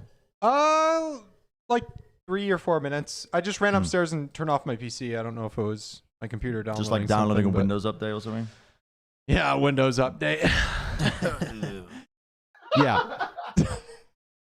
I don't know what was going on, but once I turned off my computer, it fixed it. So, hello, chat. I just opened up Twitter and Avast is just arguing with a random on Twitter. Wow. Like in a thread that when I posted about the roster deadline, which we're going to talk about in the next topic. Yeah. So we built this run a show really last minute, so I was unable to put it in the description of the YouTube video. So a little preview of what's to come, everybody. We have future Valorant roster construction rules released. We got the 2023 VCT International League teams announced, of course. We're talking about the future of OpTic and their roster. Talking about the G2 situation. Maybe just laughing for 1 minute and then going to the next topic. I'm not sure. And talking about the biggest partnership snubs as well. Also, Brennan told me that there was some stuff leaked by the Big John riots on the gold carpet. So we'll be talking about that as well, amongst other things related to Valorant. Yay. Everybody's gone. I can't even see the desk. I just see this countdown, and I didn't queue up music. Usually I prepare a day ahead of time for this show, but I was sleeping all day yesterday recovering from jet lag, so it is what it is. Hope you're all having a good time. I wonder if I can listen to lo-fi hip-hop radio beats to sleep and chill to without getting copyrighted. I don't think I can. Well, we have a minute. Hi. Welcome back, Paula. I got cookies. Oh, what kind of cookies did you get? I don't know. They were like mother branded. They're Like like what flavor? sugar cookies with sprinkles on them. Ooh. I'm gonna just go to the main screen here so I can look at it. Let's see. Let's see what you got. You just it was too late. Let's go back to this scene for 25 more seconds. And I still don't have music queued. Am I going to Brazil if I'm working the event? Yes, but I have no idea what the future of me holds. But as far as a random vacation to Brazil, maybe. I might go with Wyatt. Yo, Laggy, thanks for the $5. Feels good to hear your voices again. And live as well. Remembering back to LCQ. I still hate money, so take this fifth from my hands. Thank you, Thank Laggy. you. And thanks to all the members and stuff that stuck around while we were gone for so long. We'll be back right now. What are we doing here? Well, we're missing people. Mimi and Wyatt. Dude, what do we pay these people for, huh? Dude, some people think Riot pays a lot. We pay more. And these people are late. So we'll probably just wait till they come back. Mimi's probably making a bowl smoothie again. I think she said she was. Yeah, I guess we'll find out. Avast has just spammed my notifications with... I've got notifications only turned on for people I follow, and Avast has just spammed it, arguing with somebody. Just an absolute... I don't even know. Wait, Avast is here? I'm turning this off. No. Guys, don't leave. What's Avast doing? He's arguing with somebody on Twitter, but cool. I'm tagged in it, so... Oh, so just... It's just my phone blowing up. We all back? Just want to talk about 2023? No. Yes. Okay. Show your smoothie, Mimi. Is it in a bowl? I didn't make it. I didn't have time. Oh, go. I We can make it real quick. We can pause the episode. Are we We can't live? pause. We're live. Yes, but you can make it. Is there a way to join on my phone so I can go make the smoothie on the episode? Yes. Oh, Disconnect with your current link and join with your link on your And phone. we'll start talking about partnerships while I do that. I can't wait to listen to... So disconnect on your computer audio. and then join on your phone. Okay, and I'll it'll see you guys work. in a second. Is this This a is good a terrible idea? idea. This is a great idea. This is Okay. fucking content. So, Okay, what do you alright. guys think about liquid making fucking blender turns on? Let's talk about 2023 because I don't know where these rules got posted, but I found these in an article on .esports or something. It was just a big PDF with the roster construction rules. Mm-hmm. And with this came a fucking info dump, which none of this was really in there. Hey, Mimi. None of this was in What's up, guys? Welcome back to my vlog. Wait, I can inverse the camera and it's just, oh, there we go. This is Don't my leak office. anything. Don't Dude, that's leak. a Don't sick accidentally battle leak station. anything. Don't leak. Don't know what dox there is yourself to by leak. accident, dude. I don't think house there's anything in tour? my house that would dox me. Do you have any letters or anything out? Let's see. Just put it on selfie This cam is some until you know dangerous for sure. territory. Dude, Okay, why you go ahead. just put it on selfie cam. Okay. I'm gonna check for leaks quick. 1 second. Okay. And also, Get can you rid of the tell me leak. how the hurricane is going outside? We need some live reporting. Anyway, Mimi's gone. the PDF was somewhere. It was in this article, and with it was a ton of information. The article didn't really have any information at all, actually. It didn't detail any of the stuff that I thought was important. So I made a list of the stuff that is important, talking about it. The most important thing, the biggest thing, is that the first roster lock, the time that you have to have a minimum roster of 6 players and a coach, that's 6 players and a coach, at least with the application, the visa stuff started by this point, showing that you have signs of actually having a working roster, is October 15th. It's not in this article as far as I'm aware. But that is the most important thing that came out of this document that ended up getting released. If you scroll down, it should say it, I think, in like section 2, at the beginning of section 2. Oh, no, there it is, at section 1. I'm trolling. Section 1.3. There it is. There's Mimi. What are you doing, Mimi? Oh, it's a cat. Oh. Aww. What do you Back think down. about the roster lock? Yeah, what do you think about a roster She thinks lock? that that's sufficient time to build a good roster, and I think she's wrong. Okay. I did also disagree with her. I'm sorry, Kat. I know you're chilling. But yeah, Wait, October 15th. it's like a month. It's less than a month. It's like 3 weeks.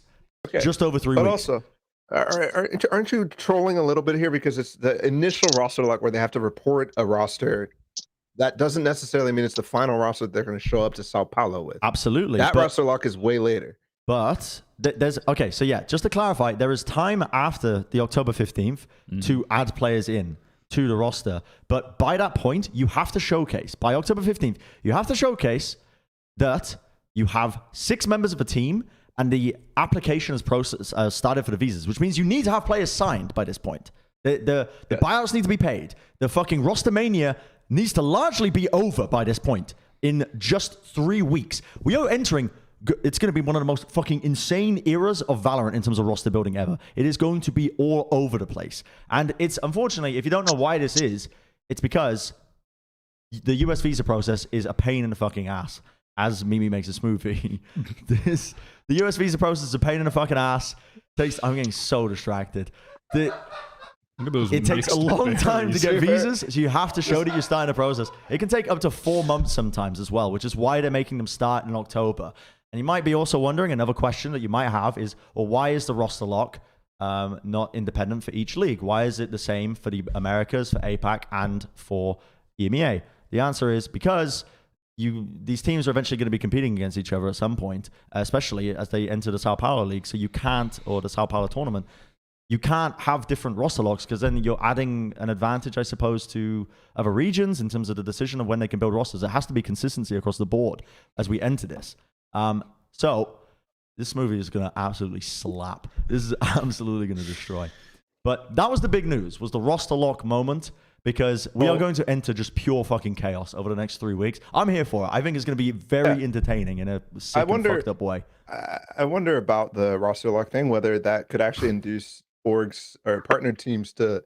This is a good break from all the legal jargon that we're literally fucking going through a PDF of rules.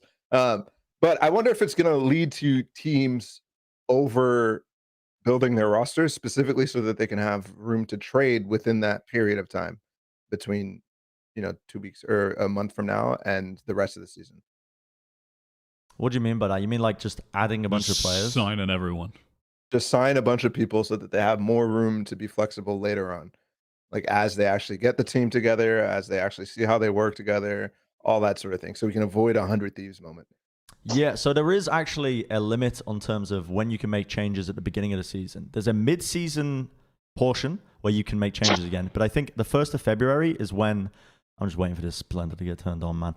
I'm just waiting for it to get turned on. There's a period of the February the 1st, I think, was it? Or sometime in February where basically you need to have all the players that you got, right? Which is basically before Sao Paulo, because that's an actual tournament. You're going to have to have the same roster for that tournament. Yep, preseason transfer window. So September 26th to February the 1st is like the preseason transfer window. But yeah, October 15th being the first key date of when that needs to happen. And then there is opportunity to add players, but you got to have 6 that you're working on to get visas by that point. So you are seeing, honestly, more, I think more kind of like ammunition towards picking up a wholesale roster just to get it done and out of the way.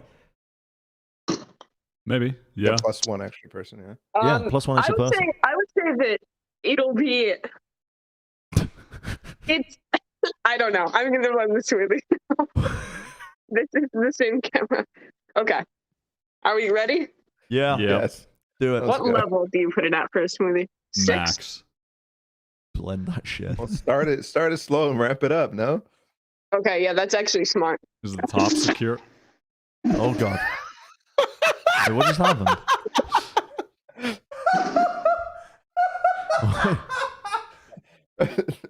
You're actually a pro smoothie maker. I'm not gonna lie. Is it on? Some great churning technique. I don't hear it. You've been great at. Is it because Mimi's not talking? No, it's just because it has a noise gate and the noise gate. Auto that's game. What I mean. Like, I just don't hear it.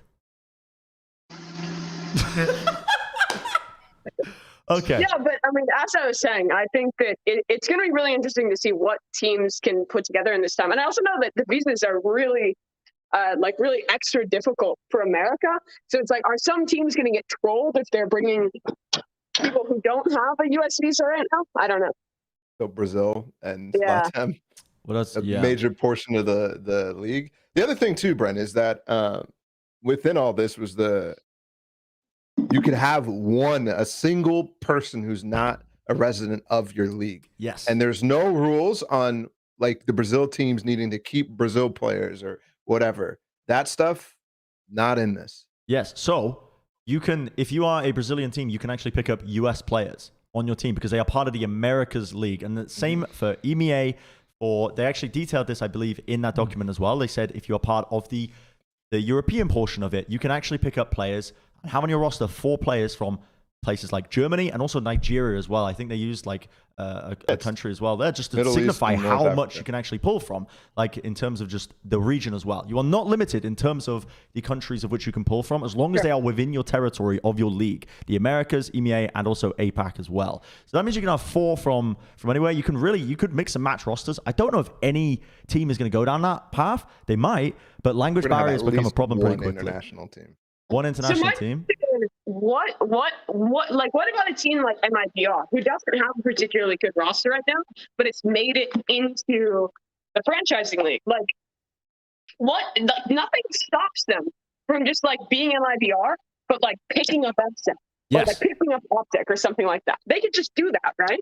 Yep, they can. Yeah, And nothing stops them. according to this, that doesn't necessarily mean that there's nothing stopping them elsewhere. Like their own partnership agreements could be different, which I'm sure are being hashed out right now, by the way. Wouldn't that contradict though with the roster construction? Like because the teams know they're in, and the teams have to start building their roster now. Like, that smoothie looks good. Can you give us a number out of 10? I'll try it when I'm back downstairs. Okay. Yeah. But Do you want me to read off the other stuff you noted on the Discord, Bren? There's a lot of stuff, and it's not in a particularly great order. I'll read it off real quick, and then you can stop me when you're ready. So you already mentioned the teams must have 6 minimum players, minimum 50K salary. And a head coach. They need to have a head coach as well, which is And pretty a important. GM, too. And a GM, yeah. So you need to have a GM in one spot, and you need to have a coach. And there's some teams that already exist that have those roles overlapping. And that's not going to be the case. You need to have separate entities for that as well. Pretty important for just clarity as well, because every team is going to need a coach. You need to have one as a requirement. But go ahead, Kurt. Yeah. Housing paid for by teams for the season. Yep. Must have a training room provided. Max team roster size is 10. Yes. Holy you can fuck. have 10 players as your maximum roster size. And that's with 4 of them being on the reserves. They're using that as the kind of clarification for it. Means the reserves basically being players that are waiting on a visa. So if you've got a player in, but they're still waiting on a visa, if they're temporarily banned from the league for whatever reason, could just be anything at all. But if they're temporarily banned, The types sex big dick. yeah, they just fucking put the middle finger up on the camera and go fine and go banned for a month. Or I don't know. Or if a player is waiting to be 18 and they didn't play and they weren't grandfathered in. That's another big piece VCT. of news, though. That 18 will be the age limit, because previously for VCT it was 16. Players who have competed this year that are 17, so like your alpha years, your seconds, will be grandfathered in. But future like young stars will not be able to compete until they are 18, which is a big shift from what we've seen thus far in Valorant. But I'm going to draw upon a lot of my, just from being in the Overwatch League from the beginning, because there's a lot of parallels to draw from this. But what we found was, it was actually super hype. You had the Challengers League in the Tier 2 before Blizzard killed Tier 2 and Grassroots, which, listen, Riot's doing a better job than Blizzard were initially. But the players that we were hyping up coming into the league, they would be a bidding war for them as they were approaching like the right age, or as hype was going for them. And they would get signed onto rosters and get put into what is the equivalent in Valorant at the moment of the reserves. That's what they're calling it. So what you're going to see is up-and-coming talent is probably going to get poached and signed, but there's going to be big amounts of hype every single year as your challenges is well supported, which it needs to be. If this partnership system is going to work, you need to have a good system for below the Tier 1. You can't just neglect it. But assuming it's good and showcases talent, that's going to be a pretty sweet part of it, I think, as well. I can't wait for the fucking 13-year-olds who are going to play in like the league system in the game, pop off and qualify for challengers, and they get banned because they're 13. It's gonna happen. It's gonna happen. I guarantee you. It'll make news. And what else? One last thing was head coach and GM must be separate, And same with coaches and players, so you can have a player coach. Yeah, you can't have a player coach. So you can't. So there's some teams that probably would have tried to have their sixth player as a coach. As far as I'm aware, in the document, it signified that you can't have overlapping roles like that. If you get a player, they can't be a coach as well. I don't know how you would enforce that, because if a player's in the room for them when you're doing a fucking team huddle and shit, they're still going to be able to be that. But well, I guess it's just symbolic. It's symbolic essentially. But it's like you can't have like that person, like say you qualify for a Masters event, you can't have your sixth man on the stage who can take timeouts. Like they just cannot be there. They have to be in a different room. It's symbolic, but you have to pay somebody to be a coach. Yeah. Right? Like yes, the minimum salary applies for all of the, I believe they call it team entities. So 50K for everyone. If you're a coach, yes, if you're a part manager, of the team. player, anything. But I don't know and does if that 50K salary stand for players that are just like in the reserve and on the bench? I believe so, yeah. Okay.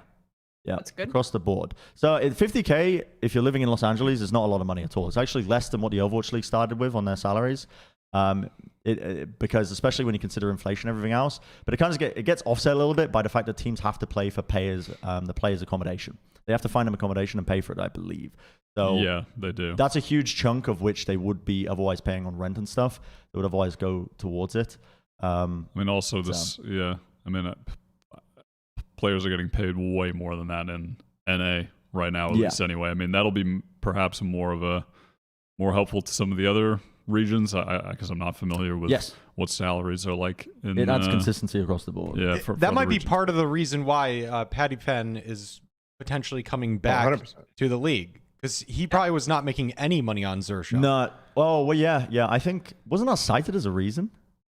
Yeah, because Overwatch was like a minimum salary. He's making bank. He's like guaranteed to be competing at the top level. And now that he sees that Valorant is like back to that same thing where he has a guaranteed salary, where he'll be sought after in APAC, why not come back? Just fucking juggle your esports, win your bag. Yeah. Like that's great for him. And I think it's good. Like this rule set just seems good for players, because even in the expensive places, none of the league locations are cheap. Berlin, Seoul, LA, they're all expensive places. Seoul is cheap. Is it? Okay, Yeah, I know nothing about Korea. I just guessed because it's a big city. But if your housing is being paid for and you're making 50K on top, like that's a pretty good life. And most people will probably be paid way, way more. Yeah, especially if you're a young player, like your first fucking job at like the age of 18, getting paid 50K to live in a city and get your accommodation paid for. It's a sweet gig for the minimum. Real quick, some people are just saying that Paddy Fenn is Paddy Pan or Paddy Fenn? Paddy Pan. He's injured and he might not be going to Overwatch League, or excuse me, Valorant. I'm not sure. Okay. Maybe he's just recovering from an injury. That's probably what he's prioritizing right now. But also, what we just said also could be true. Baited earlier. Yeah, we got baited by something earlier. Okay, just me when I spread misinformation on the internet. But yeah, I think really important to just highlight as well that this is one of the benefits of the partnership system, because I've seen a lot of negativity around it, especially with the teams not getting certain slots, which, listen, there are bad aspects as we move into 2023. Don't get me wrong. I'm not going to fucking try and sugarcoat this. There are going to be things that are not going to be as good as the open system. But one of the best things about having a partnership system is the fact that players across the board, assuming that it's set up well, and it seems like Riot are doing a pretty good job of it. There's also healthcare provided on top of the 50K minimum salary, which I didn't mention, which is also good. But it is those standards that are being set across the board as a baseline level for players. And they're being treated relatively well as a baseline. There's not going to be exploitation in terms of players not getting paid enough if you are in that upper league section. So I think this is one of the biggest advantages, honestly, just being able to protect the players moving forwards in that kind of capacity. Yeah, I agree. And I think it's also worth saying again that it's like October 15th is just like the early lock for the first tournament. Teams will have till February. Like we're gonna hear a lot about what teams are, but that's not necessarily final form. So it's gonna be really interesting though to see like the initial buys. We'll see cores for sure. Yeah, I think the cores of rosters will have to be built by then. You'll see other and all the major big players are going to be signed for sure. Yes. Yeah. I mean, let's talk about the teams then, because all the international teams got announced recently, and we waited. This was news yesterday as well, but we've got all 10 teams in each league, each residency, each region, whatever you want to call it. But the 2023 Valorant teams revealed. And they actually talked about their process as well. If you just want to highlight the paragraph at the beginning, because it's important to talk about before we get into which teams made it, which teams didn't. And they're talking about their process, and they're saying the process is incredibly competitive, which we already knew it was going to be. It spanned months, written application, in-depth interviews, financial reviews. And we looked for 3 things in the VCT partners. 1, putting the fans first, celebrate a diverse community, committed to supporting pros. So they want pro teams that are going to be supporting their players, and they don't have a history of fucking over their players in the past. That automatically rules out teams like NIP, for example, as well, when they've done some dodgy shit, I think, as well.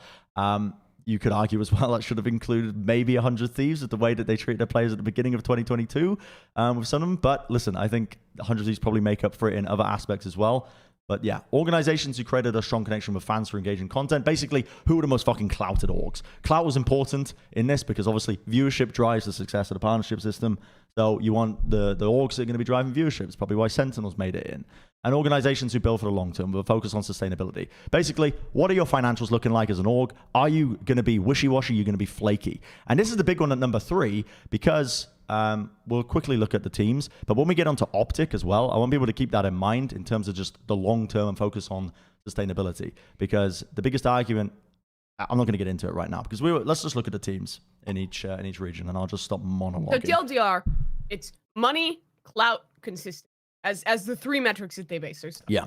Did you support? Have you been supporting Valorant? Also, don't scam your audience with crypto rug pulls. Yep. That's probably the 4th hidden one. Don't be unethical. Yeah. Don't be fucking unethical. Which, we'll get onto a lot of the teams that didn't make it about that as well a little bit later. But overall, the team list, I'll say with the Americas as well, just my initial thoughts as well, because I've just been, again, monologuing. I am disappointed that we didn't get to see Exet and the Guard in this, and OpTic as well, because we lose out on storylines with OpTic gone. There's no more rivalry between them and Loud. That's going to be gone. I think that will still exist in some way or form with players, like the rivalry between players on the teams. But yeah, I think that's disappointing. I think Exet and the Guard also did kind of like showcase that they were committed to Valorant. They invested well. They had good coaching staff, invested in the players. They built them up over time, but they probably were missing one of the aspects they were looking for, which was probably clout, viewership. The Guard are a new org. Exet don't actually drive that many fans. I think they did off the back of this most recent event, but when these decisions were being made, it might have been a little bit too late. But those are the teams that I'm upset that didn't end up making it in with this Americas League. I don't know if you guys concur. Yeah, I mean, the Exet roster is good. I've only heard good things about that organization behind the scenes, but their brand and clout is not at the level of other teams. I think I really like the Guard as an entity overall. I mean, I thought that they would probably make it. Yeah. They must have at least been close. I feel like they hit everything. They're a new org. I think they do have they are building an audience because they have a strong brand.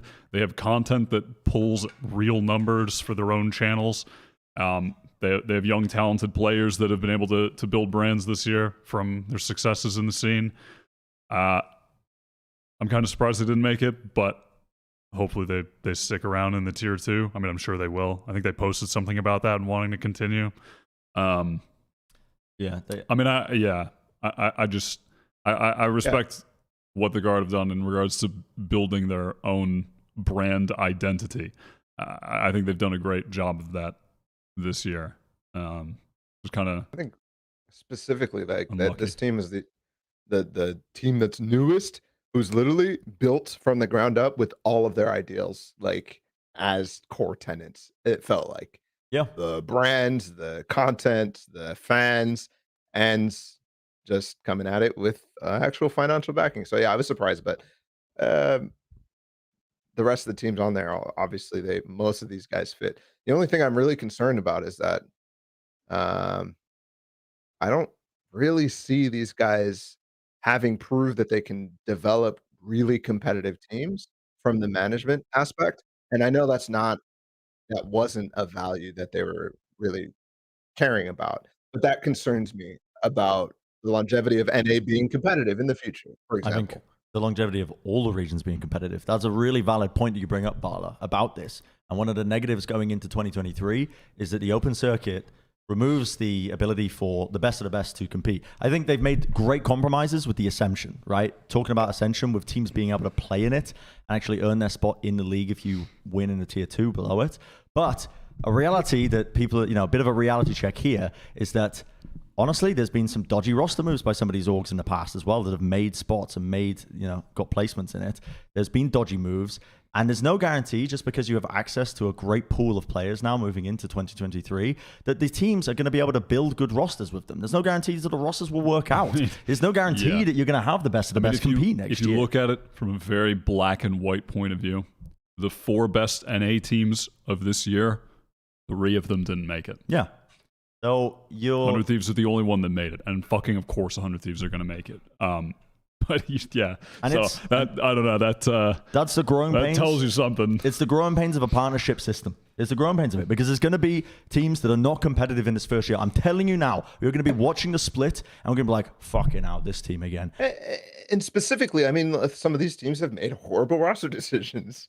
Like, actually, probably all of them. I'm thinking of Cloud9 as well. Cloud9, the Curry pickup, NRG, just consistently. Yeah, they started with a good, promising roster, but they never made it work until like the very end. Like, I like both these orgs from a cloud and content perspective and all that, but in terms of actually building competitive rosters, that's where I'm concerned. I feel like we're about to go into a great reset in NA, and I don't know much about like the Brazilian orgs themselves, but a great reset in NA where we're fucking gonna do the same mistakes where we pick up fucking CS legends and people who have attitudes towards the game that it's all about,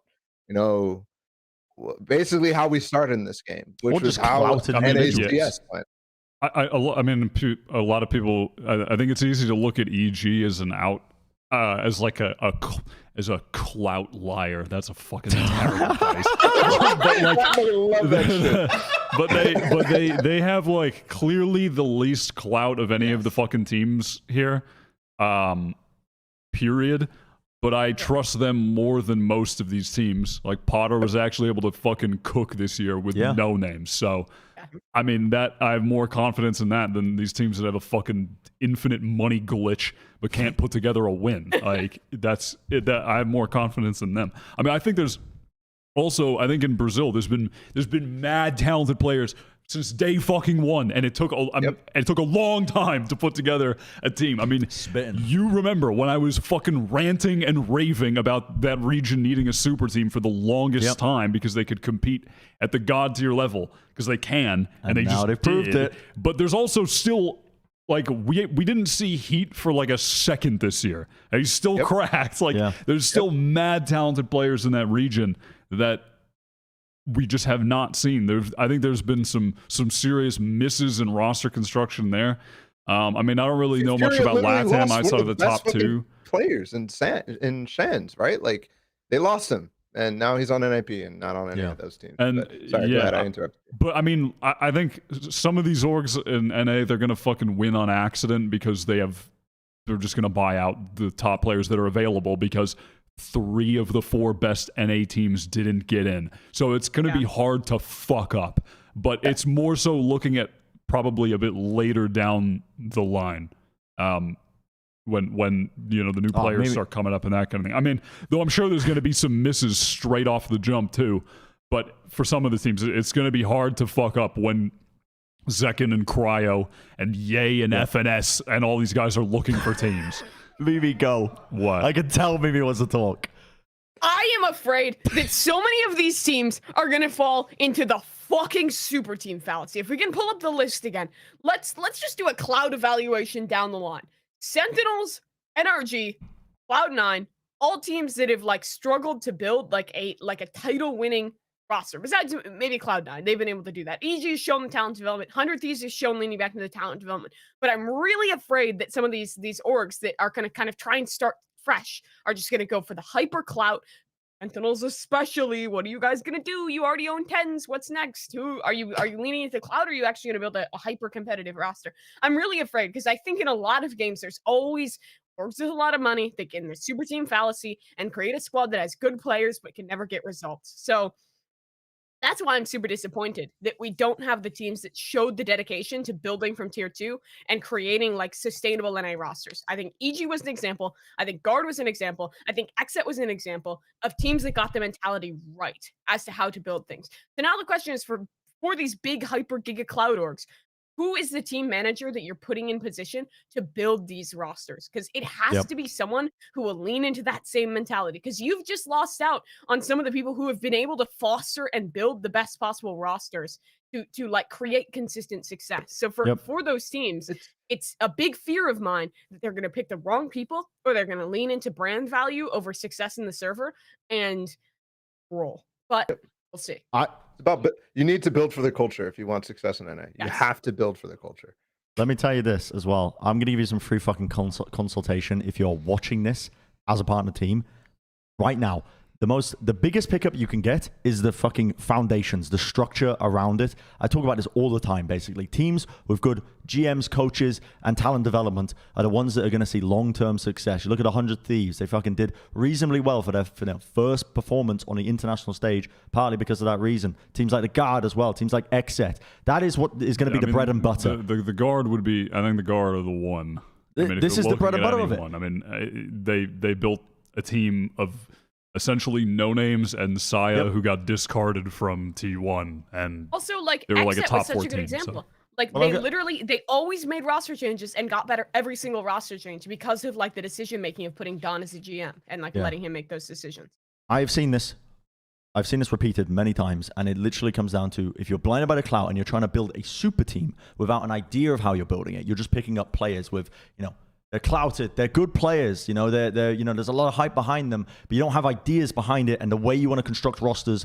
It is going to fail, or you might stumble into success because the players are talented enough. It will happen. There will be cases of that, but most likely your plan's going to fail. You need people at the top, tippity top, who are planning this shit out. Otherwise, it is going to fail, and that is going to be probably one of the biggest failures going into next year. Now, you might be listening to all of this fucking doomer speak and wondering, why are we even doing the partnership system in the first place? But I just want to remind you all as well, it's about the long term. It's about focusing on the long-term development of esports in Valorant and making sure that teams are in a system that's sustainable, the players are in a system where they're being protected and earning, minimum stuff like this. When you create a system and a structure like this, it allows you to create that. It allows you to create the skeleton of it, of which you can now, okay, here's our next 5, 6, fucking 7, 8 year plan of Valorant esports, because we know what's going on, we know what the structure is, it's all laid out.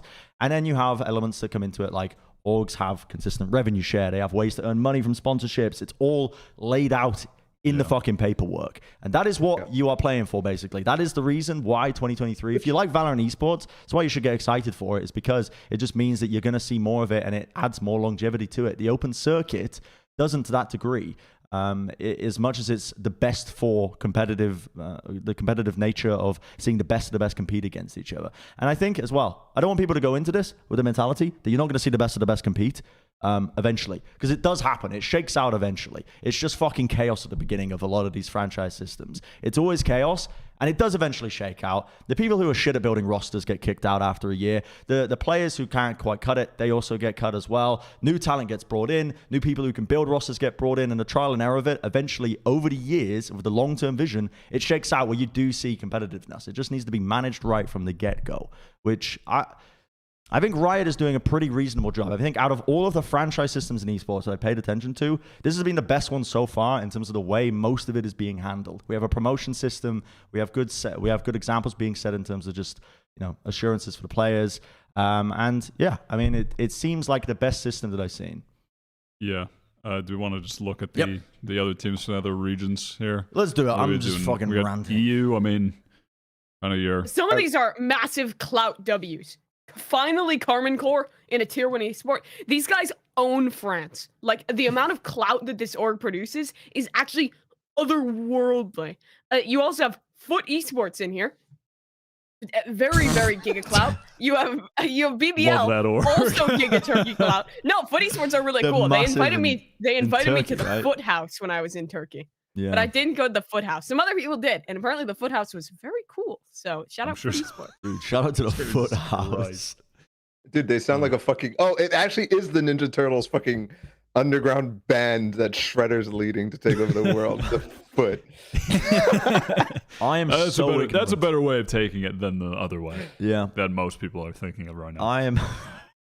I'm very ignorant of the EMEA teams coming into this as well. Like, I know the clouted ones, but All the esports that I followed in the past, EU just wasn't a factor. So this is new territory for me. I'm hoping you guys can shed light. I mean, Yeah, I mean, go on, Ball. Do your thing. I was just gonna say, like, it feels like they're focusing on the things that they should in EU in order to generate clout. Because clout, let's be honest, has been missing in EU. Brands and all that stuff. Even an org like Fnatic is struggling to generate massive viewership in EMEA. And it's very hard to do so. Number one, they fucked up really early in terms of formats and all the stuff. Yep. They didn't have co-streaming. Like, all that stuff was not great in EU at the beginning, but they're also competing against Counter-Strike, where NA and other regions are doing much less of that. So in order to fix that, you need to be investing in these regional teams, teams that are massive in specific regions like Spain. Like, I mean, we don't have any Germany teams there, but Germany, France, all these guys have massive fucking viewerships if you can tap into it. Content creation wise, gaming in general space, it's regional specific focuses that does well in Europe. And League of Legends is starting to move in the direction, but they're really slow on the first franchising go through. So starting here is really, really good. Koi, K Corp, all those things. Yeah. Dude, they are Giga Cloud. And I mean, also fucking BBL and BBL, yep. Those guys are huge. I mean, if we can get some kind of fucking baller team over there with Charles and Ned and some others, that would be pretty cool. That'd be crazy. Honestly, I think the clout in Europe is going to flow like crazy. I don't think the like English broadcast viewership will reflect it, but I think just general engagement and clout in that region might even be the best. It's gonna balloon. With how many regional like just giga teams there are. Mm-hmm. Yeah, it's an interesting aspect of it that I didn't really think of. I mean, it's going to sound silly, but it was one of the biggest advantages that the Overwatch League had when they were making their franchise system, was that they had the regional city rivalries.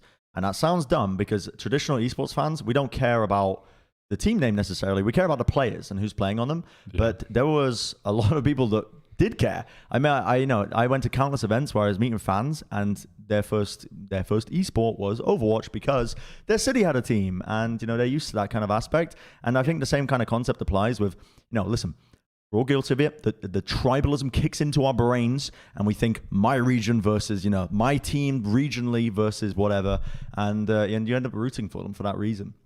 I didn't really consider that with EMEA, with how strong that would be with each team, but yeah, I think that's definitely a factor moving forward. I am a little disappointed though in the regional distribution, right? There's 2 French teams, there's 3 Spanish teams, no German teams. There's 1 CIS team who has proven to be the best fucking region in Valorant. And yeah, I get there's problems right now in signing CIS teams and whatever, but it still kind of hurts. It's just those regions haven't really, I mean, CIS specifically hasn't really generated fandom or anything like that. But I still think CIS is just Counter-Strike land. CIS stands for Counter-Strike in something. Nice. Yeah. I mean, the viewership has never really been good for CIS, despite them being some of the best in the game at various points of Valorant's history. But yeah, do you want to take a look at the APAC teams as well? Our final region here. Dude, all I care about in APAC, straight up, is that Paper X got in.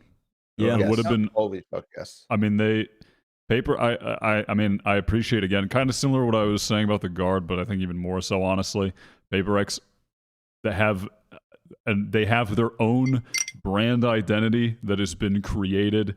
There is a creative vision behind it in regards to the merchandising, their jerseys, all of that stuff that is unique and is working. Also, they actually make content that pulls numbers. I'm glad they made it, even though they're a smaller, newer organization, because I think they're doing everything right. And I really respect the organizations that have a different. They actually have a creative approach to the brand and the identity, and they do. And I appreciate that a lot about that org. So I'm glad that they made it in despite being new. There's some hyper clout in here too. If we pull it back up again, we got an Indian org in here. Global Esports made it. That's kind of a W because I think India as a country gets kind of owned in esports a lot of the time, so that's cool. You also have T1. You made it into the league. They're in APAC, so they can build a Korean giant, which I think just makes so much more sense for T1 as a brand to be in that region. Same to be said about Gen.G there. Yeah. I think there's a lot of fans for both of those teams. It's if you've only been following Valorant as well, you might look at those two teams and like, well, who cares about T1 and Gen.G in this? But I think in just the prior history of these orgs in games like League of Legends, as far as I'm aware, these teams are clouted. Listen, I'm pretty ignorant of it. T1 in particular in Korea is like the org. Like that is like the fucking like if Korea is like just like League of Legends home, like that is like the home team. Like T1 is the giga hyper massive clout. Mm-hmm. So pretty interesting stuff. I mean, people were throwing up issues about the number of Japanese teams in the whole thing as well, right? That was a thing that that people were questioning because Japan drives an incredible amount of viewership just in terms of everything as well. But I wonder as well when we're talking about it, I just calling back to the the things that Riot were considering when it comes to the acceptance of orgs. I don't really know the financials of a lot of the Japanese teams. I heard a rumor that Crazy Raccoons just didn't submit like the application on time or something. Did anybody else hear this, or is this? Am I just spreading misinformation on the internet again? Me when I spread misinformation. I heard that they didn't submit the application in time. I mean, if they did, then they probably deserve to not be in it. Yeah, I mean, it's like fairly important. Like, am I just submit it on shit? time. Don't hang out with sexist freaks and post about it. Yep. All those things could negatively impact your chances. Speaking of making it. We'll talk more about orgs that got snubbed later, but the fucking org that got snubbed in Ace Pack, Ren Esports. Where are they? Yeah, where are they? He's probably too busy on the run from the fucking Filipino government to submit an hiding out in a application. bunker. You what, the owner getting hunted by the Philippine government? Okay, yeah, I guess they're just not a fan of that. Understandable, I suppose. One of the cool things that we haven't touched on with the teams all being based in one central location, which one of the things I noticed actually is that when you have all of these teams coming together now in a central location, ping is no longer a factor with these teams that would otherwise be scrimming. I think this is important with regions like Southeast Asia and APAC and Asia in general, is that when you have that consolidation of talent, of teams, now they're going to be practicing in really good conditions because you have to ensure a training room. The internet's sick in Seoul across the board, and you're going to get good practice and notice almost like what's the saying? The rising tide raises all ships, something like that. It's that effect, I think, is what you're going to notice actually off the back of all the teams being in centralized within the locations. franchise teams. But what about fucking like the places like Brazil where the teams are leaving that region? It's going to be worse, no? It's gonna be outside of Ascension being better in general, but Good point. that screws those regions hard. Yeah. I mean, and I don't really know what the ping would be like going from Brazil to, I mean, maybe like a centralized scrim location if those teams wanted to scrim in, like on the Mexico City servers, I suppose, like to find middle ground from LA to Brazil. But it's the fucking distance is still huge. Brazil is massive as a country, so I don't know. That's a great point that you bring up though as well. It's like, how will that affect the tier 2 when you have an exodus of the talent moving to Los Angeles and would have been big practice partners for the tier 2 teams to learn off of. I didn't think about that, actually. I didn't even consider that. That's a really good point. But I mean, those teams that will join will end up, rising with everybody. Hopefully. I mean, who knows? Who fucking knows what they're going to put together? But it's a trend I noticed at least. There was a big shift in meta development, in just a general understanding of the game, to the point where at the beginning of the Overwatch League, you look at the first match that was being played in 2018 and you compare it to the end of the year, and there was more improvements in that 1 year than I would argue there was from like 2016 to 2018 or fucking onwards. It was a massive improvement in terms of the overall quality. It's probably super relevant in the Pacific League. I think it's more relevant there. Yeah, for sure. But a cool point to think about when you're thinking about just, if you're a fan of just quality Valorant, I think you should see an uptick in that. You guys want to talk about the teams that got snubbed? The teams that lost finally after we've just kind of been hinting at it. Let's talk about OpTic first here, because what is the future for OpTic and their roster? They didn't make it in. And a lot of people really confused with this, rightfully so, honestly, because I would have liked to have seen OpTic in. But Clouded team seems to have good backing, but it took me a bit of a while to think about this, but I was thinking about OpTic in other franchise leagues in the past as an org, and they've been pretty flaky. They actually handed off their company, the team Houston Outlaws in OWL, to another company to run. They've been a bit all over the place, and I think the same applies in CDL as well. So there's been a bad track record of OpTic, and again, this is something that someone mentioned in my chat the other day about them in League of Legends as well, where apparently they've been rough to work with in League of Legends as well. I don't know. Did they own a league slot? They did. I think they.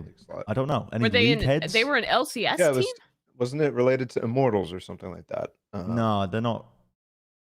Was there a merger? Anyway, I don't know. I just know that research. they're definitely 100% were involved in League. I don't know who the fuck they were involved with or what. I'm not going to talk on stuff that I don't understand with League then related, but I do know in OWL they handed off the operations and running of the team to an outside company. They outsourced it.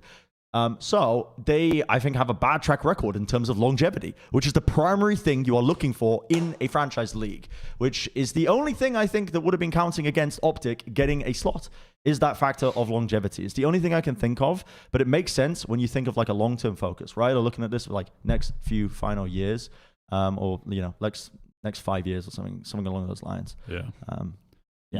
I mean, I would imagine there's some pretty serious reasons that they were not like what you're speaking of, that made them disinterested, given that they've branded the last two international events so much around OpTic and their players, and like just the FNS floating head is the mascot for the fucking event. I mean, they've put so much stock into that team to not have them, that I imagine there's some pretty solid reasoning. But I mean, what's the future of their roster now? Probably just gets picked apart, bidding more for certain players. I mean, if someone doesn't pick up all of OpTic, I'll fucking I'm off. I'll be so mad at Riot Games. I don't think they're going to get picked up in an listen, hey, glass half full. Sometimes it's good to go out on top, you know. Sometimes. Oh damn! What the fuck? Why you spitting facts? I mean, no, listen. Like it's true. Sometimes it's good to go out on top. Like, I mean, you know that like they're gonna be remembered as the best team of the pre-champions era. It's not like or the pre franchise era. I mean, they made history in that way. The roster is gonna be remembered for that forever. The players are still gonna be able to find success on other teams, whatever happens. I mean, they wouldn't have stayed on top forever. That's just the inevitability. Not bad to go out on top. That's my glass half full thought, you know? And I want to ask you, when you were in the Overwatch dungeon, obviously there was a pre-franchising era in that game. What was the best team of that era? What happened to them once franchising? There was Lunatic High, which ended up going to there was a couple of teams that were very good. There was GC Busan that ended up actually winning. They got picked up in its entirety by Cloud9, actually, the team that ran Cloud9. They got picked up in their entirety, did pretty well. There was a really clouted NA team that had a lot of success, Envy, and they got picked up in their entirety. And were shit. They were one of the worst teams in the league. Yeah, they were one of the worst teams in the league. And so there's actually a lot of parallels you can draw between Sentinels and Envy in that kind of role as well, because your concerns, Mimi, about worrying about teams that focus on building for, you know, viewership, clout, blah, blah, blah, you know, not making, you know, changes that might actually push a team forwards to actually get wins. That's a very valid argument, and it did happen in the past, and the team was punished pretty heavily for it. They still are one of the most popular teams in the game now. They've since made changes and whatnot, but yeah. And Lunatic High kind of fell off as well when they got picked up into Seoul Dynasty, I think, as well. But there were instances of it. There were instances of whole rosters getting picked up, but it was mainly because those teams were, they just bought in. They were already invested. They just bought in. And you can't buy in here. It's Riot who does the decision making, right? Yeah. But there's obviously clear downside of franchising is the fact that we don't get to continue the OpTic narrative, the rivalry between them and Loud. But I can tell you right now, the rivalry will continue with players that get picked up because OpTic have proven they are going to make it into the fucking system. I would be shocked if these players do not make it into the system. Even players like Victor, I think, showcased as well, the amount of experience that guy has across the board. The entirety of this OpTic squad are going to find places next year to play, most likely. Very, very likely. And the rivalries will continue. You'll still have that. Like if FNS, whatever fucking team FNS joins, when he goes up eventually against Loud, for example, dude, we'll still be talking about FNS versus SadHack, this rivalry that spanned many years pre-partnerships. We'll still be talking about that, but it'll be player dependent. And at the end of the day, the fans as well. I mean, we're all just fans of the players themselves as well, and maybe the orgs themselves secondary. This is my absolute pure cope take as well, as I'm trying to sell myself on it. But it is a reasonable thing. I think. I think moving forwards, that's the thing that I'm going to be focusing on a lot. Is like the same player matchups as well, the same rivalries spanning over across like that. Yeah, the players definitely going to find homes though. I mean, I would be shocked if they did not get picked up. Yeah, I mean that's also unless they don't want to. Yeah. The biggest story of the offseason is just where will Ye go, essentially. Yeah. I mean, where is the definitive? He's the best player in the game. Like who's gonna actually get him for the roster? I mean, I would imagine every single fucking team is trying to get him. Like surely, I mean, there's just you have to be. So. And he said, Kurt, when you pulled up this free agency thing, it said open to Americas and EMEA too. So fucking literally everyone. If Ye went to EMEA and just, I mean, he would just, I feel like Nats and Chronicle. Oh my god, what a team, bro. Oh my god. I'm gonna make Bala act up. Oh my god. Bala's going crazy. Everyone's going crazy at that. You actually... Okay. I mean, He's dude, red to the face up. This guy in charge of the team. who's the? I mean, Carmine Corp. They've got big bucks. They're signing Nats, right? Nats was taking pictures at the Eiffel Tower or whatever the fuck. Like, get him. Get Ye over there. He can cook. What if you just sign FPX with Ye? What? FPX with Ye. No. I don't want to say that. Dislike that. Everybody dislike that. Yeah, Please, God, no. Don't put Ye in another team that's like the budding villains of the scene. Yeah. That's how it was. And he turned OpTic all into really nice guys. Yeah, I would. Yeah, I'd be fine with Ye and just about. Don't go to Sentinels, please, for the love of God. Oh God, no. Just go anywhere else. Any You know other how much team. money they'd pay for him. Well, yeah. Would Ye go to the team with the highest bidder? Maybe. Dude, he could replace Nags on crew. That might be heat. That might be fucking crazy. Hey, Ye, do you speak Spanish? El Diablo. Actually, yeah, we'll make our team learn English. Yeah, think of the branding there, though. El Diablo goes to crew, goes to Latam. Hold on. that might hit. That'd be fucking crazy. Nah. Carmine Cord, Nats, yeah, Chronicle. Thank you. All right, cool. I mean, yeah, that team would be crazy. Yeah. That's it. Can you just get like one French player on there? Who's French and play? Get Existence back to IGN. What's he been doing? What's Kenny S doing? Yeah, I mean, I think we're all under the same conclusion. Though OpTic probably going to be finding a home. The players at least finding homes in different teams. Just final thought. It's you know, it's a shock. Fucking okay. OpTic's gone. Like it's shock value at its finest, but it is 100% desire for short-term like value, and long-term value trumps everything. Yeah. So yeah, I'm disappointed that competitive success wasn't necessarily like factored into the decision making. Not specifically about the roster, but about like the orgs and how they're able to foster competitive success. But this is short-term value. That's it. It's just sticker shock. Yeah. Yep. Absolutely agree. Okay, next team that was just the center of attention, G2, rumored. I mean, listen, if you're following the news, if you've been living under a rock, G2 were rumored. They had applied to the Americas League. They were rumored to get their slot, and there was an emergency meeting apparently where they eventually lost it because of Carlos. The the guy who's in front of the cameras. Warriored too hard. Not going to mention who he was partying with because the guy is an absolute piece of shit. Sexist freak. Sexist freak. Listen, And it was yeah. And then double down on it for the Double sake of down free on it. speech. Hold this fucking giant L. Yeah, hold the fucking L. And I feel bad for the G2 org in general, like for the people working it. Because listen, it's not their fault their boss is a dickhead. You know what I mean? Like that, it's not their fault that the boss is a dickhead and he's cost them this opportunity to participate in the Americas, which would have been an entire fucking can of worms, by the way, as well. That would have been so strange to have G2 in the Americas. Though, evidently, they were going to pick up XSET in their entirety.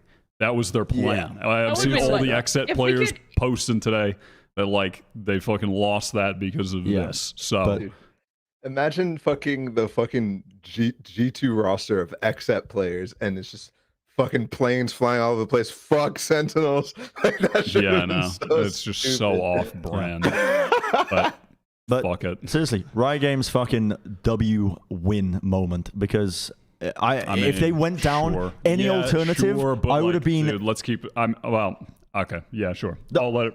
I'm gonna go hard here because there's an entire fucking history with most gaming companies, including Riot Games, with sexual harassment in the workplace. And 2021 massive lawsuit for workplace discrimination across the board. And listen, this doesn't fucking right the wrongs necessarily, but listen, there's people in the company that are trying to put good work in. I think they've showcased as well, at least the people that are running the Valorant side of things, that they do care about this because of the Game Changers initiative. So if this went through and G2 ended up getting their slot, I would have been fucking pissed, man. To the extent where, listen, we were literally calling out Blizzard the exact same thing when we were under salary doing the Overwatch podcast for the same kind of shit, where they were just letting this shit slide and all, again, similar stuff where it was occurring over many years of really horrific behavior in the company. But they made the right decision. They made the only decision as well, I might say as well, which was G2 losing their slot. So, I mean, yeah, fucking, I'm very glad that this is the outcome we are looking at, because otherwise,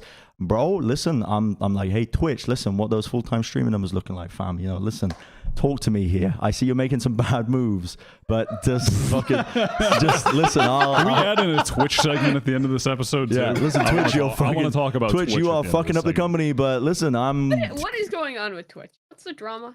They well, there was a lot of streamer drama that we're not going to get into. We can talk about that later. Streamer drama, but they posted a thing saying they're making changes to partner agreements for the top percentage of streamers because our streaming services are expensive with Amazon. We have to pay Amazon a lot of money, even though we're owned by the same company. And they were like, yeah, we're changing the agreement, so we're taking more money, but you can make up for it by running more ads. And my viewers love watching ads. And we're not changing the revenue split for the lower level streamers.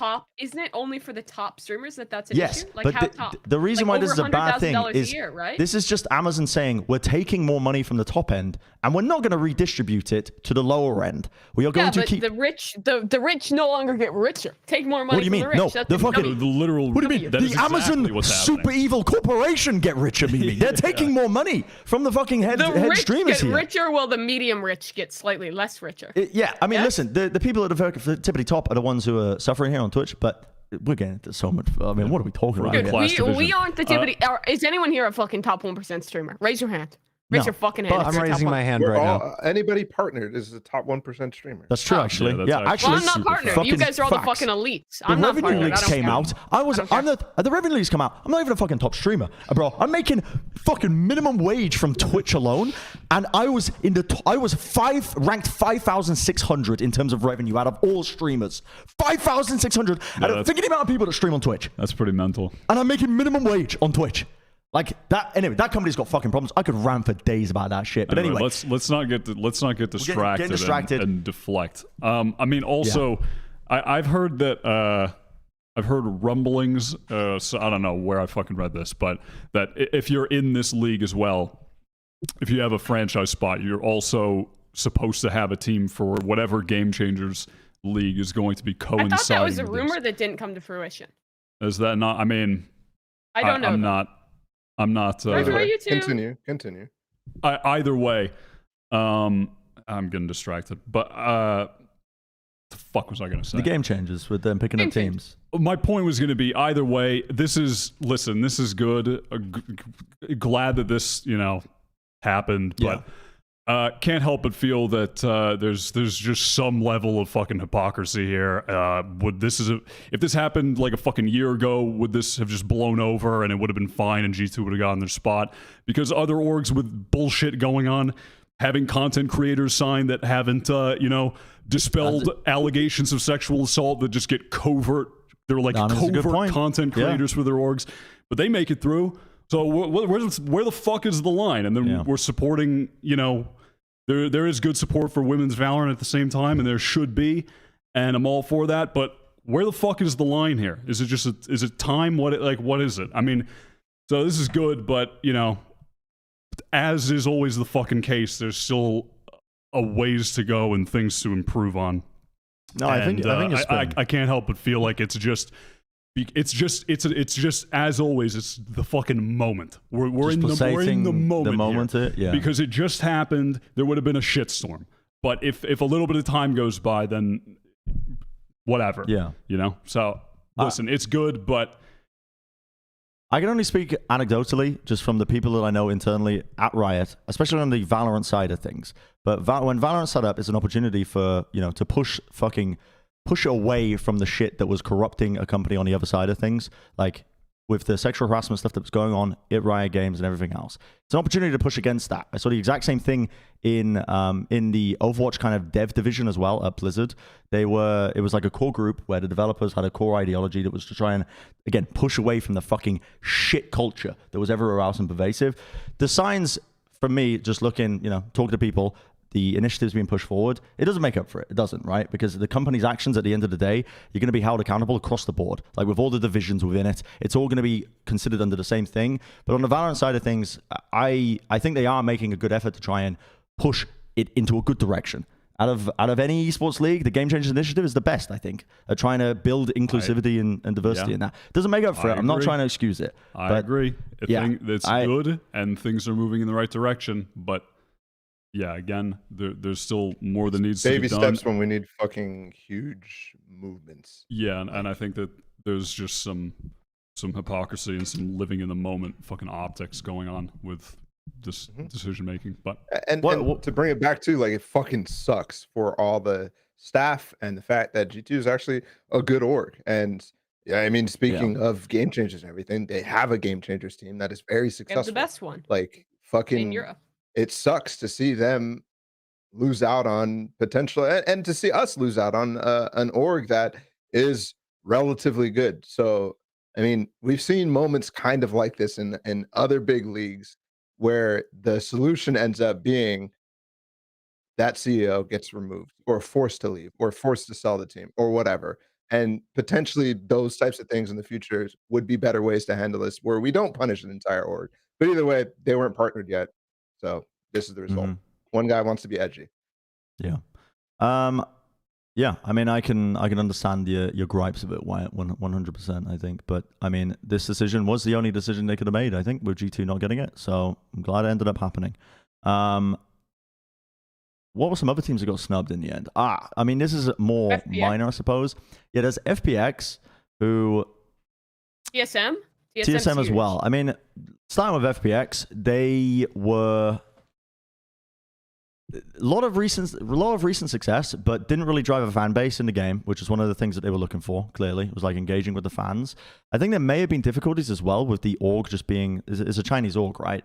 So with the fact that the game wasn't officially released in China, I think may have thrown possibly a wrench into the plans. I don't know. This is just me speculating.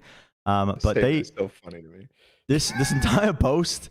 I mean, it's we're shocked and disappointed regarding this result. And disappointed, bro. Yeah, what the fuck have they done, man? The only thing they've done is put together a roster that is good, and that's not even them. That's on Doom Bros, who fucking popped off this entire year to manage the entire team. They haven't made any fucking content. They haven't done anything. I don't think there's been any attempts. Like it was shocked and disappointed. The roster and the players on FPX deserve to make it in because they're goats. The team didn't. FPX as an org didn't do anything. I mean, I wouldn't be sorry, FPX. If there were a team, I think that would probably get picked up in full. It would probably be FPX because there are so many of the EU teams that are in the system that don't have reasonable rosters at the moment. So I think FPX could probably just get signed wholesale. I think if I'm Na'Vi, I just get rid of my roster and pick up FPX. So Yeah, I mean, Yeah, I'm not feel like shocked. Nor disappointed. I mean, it's just fucking obvious, but sure. Brian, you mentioned like the team not driving viewership or whatever. I feel like this same roster with a different org that was actually doing something for them would have absolutely gone crazy. Yeah. There's so many characters on There's this. so many personalities. Yeah, Angel and Artist is already enough. Yeah. And it just didn't happen because they have no support. Yeah, so understandable that they didn't make it. TSM is the other big one because people were saying like, oh, they got tons of fans, so they get the clouted portion down, I suppose. But what they have showcases in the past again is their CEO, the central guy. I am not privy to the drama, the details, what the prior issues, other than just hearing that this guy is an absolute nightmare to work with, this Reggie character as head of TSM, which presumably was the big overarching reason why this team did not make it in past a certain point, even though, again, the Valorant division of an esports team should, they're putting in good work. Unfortunately, also CEO, that good work might have been too little too late.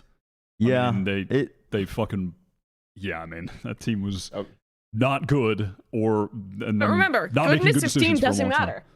Clout and quality of org matters, and they had clout, and they did a good job with content and stuff and farming their players for clout. But it's just, I'm pretty sure there were some financial issues behind the scenes with TSM, and their owner is a piece of shit. So I think it's kind of a combination of like the G2 and the FPX stuff, where it's like, okay, like, or not really FPX, but G2, and like your figurehead is a bad person who Riot, who by the way, a lot of the drama around this has been in league with like Riot sanctioning Reggie, to my understanding at least. I'm not super privy to league stuff. So I think it makes perfect sense that they don't want to deal with that in a new game. So bye-bye TSM. Sorry, TSM fans. Yeah, and this is the biggest, I suppose, like advantage to Riot with this system that they're going forward with in partnership. They can pick and choose who they want. It's not I mean, they would still be able to do it. They'd still be able to do it. Like half these orgs in league. Yeah. Yeah, they do. They have a lot of it. I mean, that's a great point to bring up about the experience of previous orgs, because we didn't really mention it. We didn't touch on it with the Americas. I mean, here's the Reginald stuff as well, where Riot are finding them 2-year probation as well, just based on the mountains of evidence apparently that was there. I'm saying apparently not because it's like it didn't happen, but because, again, I'm not up to date on it. If they're finding a guy, it happened. But yeah, that's going to be the primary reason as to why TSM wouldn't have made it in. But I think they were making the right moves as well with their roster building, at least in 2022. They moved the team out. They were serious about boot camping. They cut one of their clouted players, Wardell, because I don't know, Wardell, I would hear whispers on the wind that, not necessarily that. I think Wardell didn't want to move maybe to Austin as well, which is understandable. You don't want to uproot your life necessarily for some things, but they wanted to take the team in like a big direction, move them all out to Austin, centralized location. So yeah, kind of understandable. But yeah, they were making right moves, and I'm curious as well which of these teams as well is going to continue into next year with challenges. Like, that's going to be an interesting one to me, looking at, okay, high risk, high reward, Ascension's coming up, your opportunity to earn your spot for 2 years in that partnership system. Which teams are going to be still committed to TSM is committed. They said 100%. That? Mm-hmm. Okay. Yeah. Which is really dope, because obviously the fact that they just best freeze frame, the fact that they have been building rosters that is good in this year is like a good sign, and they're wanting to change around the reputation that they have with Riot. I think so. They're not going to be gone, and I think potentially there's room for them to make it in the future. Both them, the Guard, all these teams that have good reps leading away from this could definitely make it back in.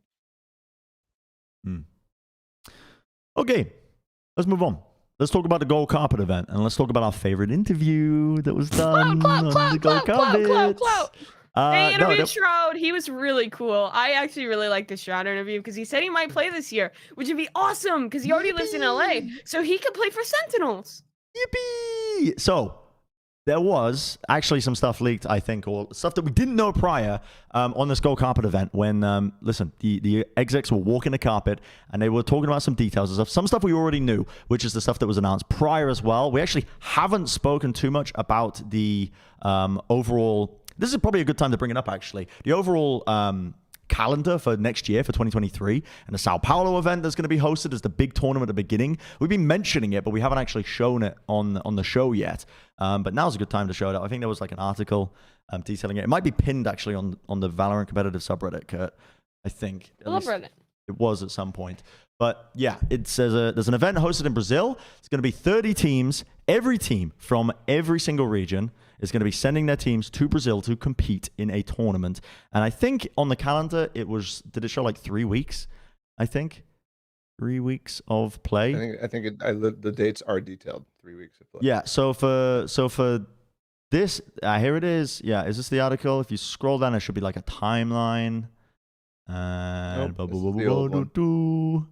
where are you, timeline? Is this the old one? Damn, that's crazy. They literally fucking leaked it on this one. This is the first announcement. There's a Brazil flag fucking. Yeah. That was there was a newer one that showed the timeline and a graphic, but I'll just talk about it verbally. And so, yeah, we get that opening tournament. We get a split straight after it where each region goes back to their home, ends up playing. Here we go. Kickoff tournament. Here it is in Sao Paulo. Fucking great way to kick things off, I think. Absolutely great way to kick things off because, like they said in this paragraph, we see who won the off season. So every partner team will be on site for it. Honestly, pretty fucking hype. I'm not gonna lie. I'm looking forward to this. You're gonna see teams. I don't know what the hell the format's gonna be. 30 teams, 3 weeks. How do you run Probably this? Swiss, either Swiss or like March Madness single elim would be my guesses. Swiss would take time because you have to wait for the matches to clean up. Like you have to wait for the first round of matches before you seed the second slot. Is the way that works. Group round robins, where you just have teams playing their matches within a week and having simultaneous games is another option as well. Or like you said, March Madness, which would just be fucking crazy. We go back to like the 2020 EMEA days of single elim tournaments, but you could have like you could do it that way where you could just do fucking crazy big bracket that just gets condensed down, and that would just be madness, like utter fucking madness. But I think whatever direction they go into, it's a really cool look at just the teams to kick things off as well. Did they say the stakes as well of what is going to be played for at any point in this? It's for a Masters slot at Masters 1. They did say that? Okay. No, it's for your region. Yeah, it's for your region, not for yourself. So the way Masters is going to work then is there's going to be, so each region plays in the first split. If you scroll a little bit down here, Kurt, as well. Oh, yeah, Masters will return second international team. Top teams from each territory with direct qualification to champions. Pretty cool. And there should be the timeline is what I want to pay attention to because that's the important one. Here it is. So you've got a kickoff tournament. And then the upper section is the tier 1. The lower section is tier 2. So challenges is going to be going on this entire time. Starting in January, this is where the tier 2 teams are going to be performing, competing, and playing. And just playing in their own circuit as well. Prize pool just hopefully being sustained in a good way, which I imagine is going to be the case. But our kickoff tournament goes. Then you have the first international league split. So every team goes to their region, and then they play their matches. No idea what the format's going to look like. But that is going to decide which teams get sent to the first Masters event, which, how do you scroll? How does that work? Okay, there we go. That decides who goes to the first Masters event, which, one of the things that got leaked on the gold carpet that we didn't know prior was one of the locations for one of these big events outside of Brazil. And one of the things that was said is that the region they're looking at, the country they're looking at, is Japan for one of the first big events. Either Masters or Champions, we don't know yet because they just said, we're looking at Japan for one of the big events. This was said on the gold carpet. When they said that, I was like, ooh, okay. I mean, that's pretty interesting. Like that is was fucking John Needham, the head of everything. So it's like, fuck it, if you leak, it's whatever. Yep. John Needham, I think was the one who said it, and I was like, it was Anna who leaked it. I think. No, Anna talked about the tournament system I think for next year. John Wyatt. It matters who leaked what. It doesn't really matter. The point was, Wyatt. It was said, and yeah, we know now that there's going to be an event, or at least plans for an event to be hosted next year. Guess what? October 11th, I think the borders are opening up in Japan as well. Visa-free travel, assuming that it was prior to COVID. So borders are opening up in Japan, so that should open things up in terms of actually running an event in Japan as well. So I think it's pretty likely. I'm not going to say highly likely because anything can happen in between, but yeah, it seems pretty likely that we will get an event in Japan next year, which I think is fucking awesome. Because listen, the crowd when we were watching that event. with the, I mean, what was the audience like? It was like comparable. It looked bigger compared to what we've seen in any of the VCT Masters and Champs events. It was over, I think it was 10,000 or something like That's that. crazy numbers. For the qualifier? Yeah. Yeah, for the North Deption Zeta. I mean, it's just crazy. Pretty sick. In-game tournament system. That's cool. Yes, I wanted to go back to the timeline. So I was just taking a breather as I just people talk away. Because then after the Masters event, last chance qualifier to qualify a team into Champs, and that's going to be simultaneous with the Ascension tournament, which honestly, I wonder which is going to get more viewership. I wonder how they're going to be running that, because Ascension is going to be hype in the year. Like, you are literally watching just these teams battle it out for that one spot to compete against, again, theoretically the best of the best as well, which is going to be pretty sweet.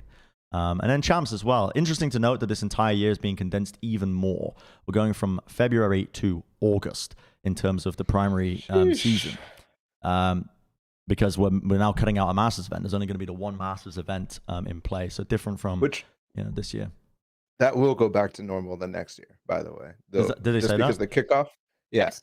Just because the kickoff, there's only one Masters event, but we still have 2 international. It'll also mean there'll be it'll be 2 splits of each international league in the years to come. So this will be different. So like for like the Americas one, there'll only be 1 split like in LA plus the LCQ. But for future years, it'll be split Masters, champions with LCQ, just like it was this year.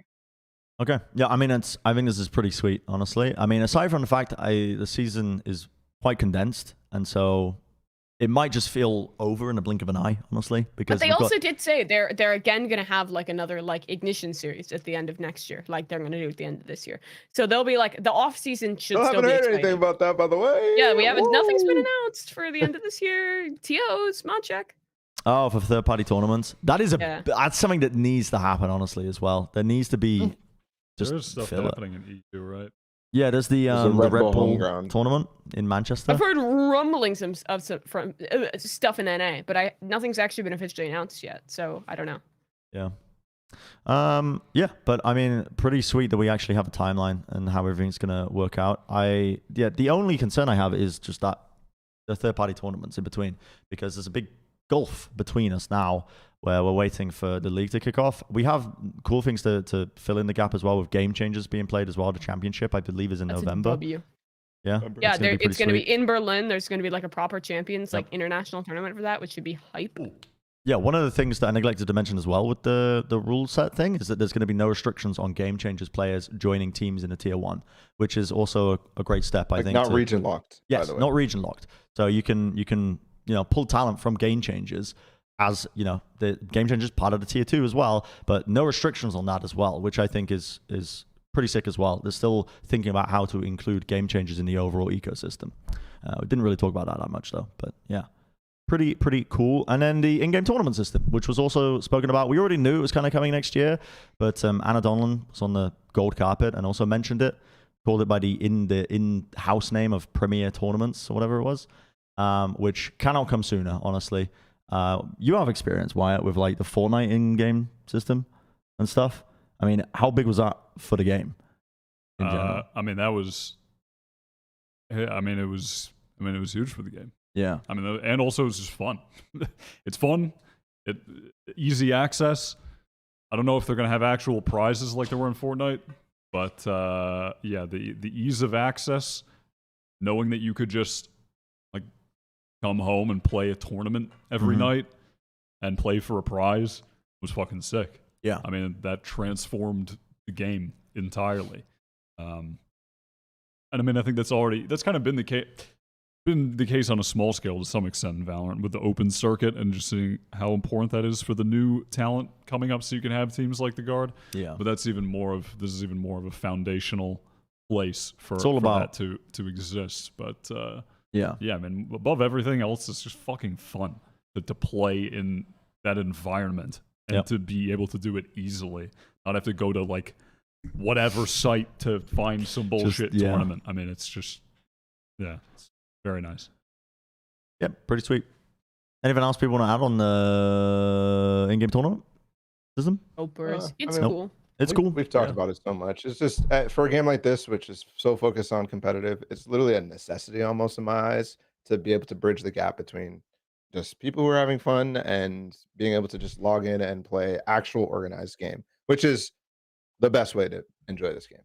Give me replay client, Riot Games. Give me replay client. Yes, the more that's the competition one there thing is, we we do need need. replay client. Please, Mr. Riot. Please, can definitely we have replay client? Need the replay client as well. That's almost a necessity, I would say, coming into next year. But I understand the complexity of developing something like that. But replay clients, if a replay client gets released, the explosion in just, again, meta development, the quality of Valorant will just shoot up. But I know there were some weird arguments that people were putting up saying like it will just make counter-strike easier, but I just think it's a player uses something cool, tech gets discovered, and it becomes commonplace, and people adapt, overcome. Fucking, it just layers and layers and layers of strategy. The gameplay gets improved, the quality goes up.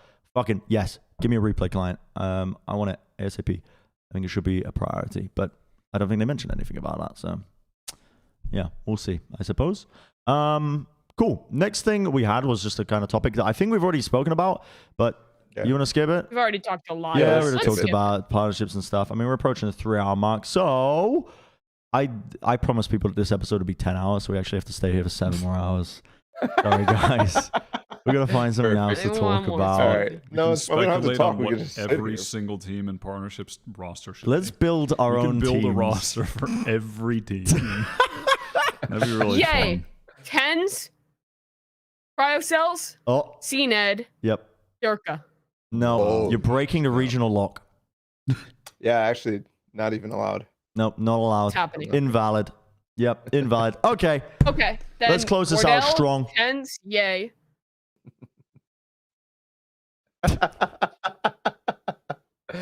Please, Zek and God. Shroud.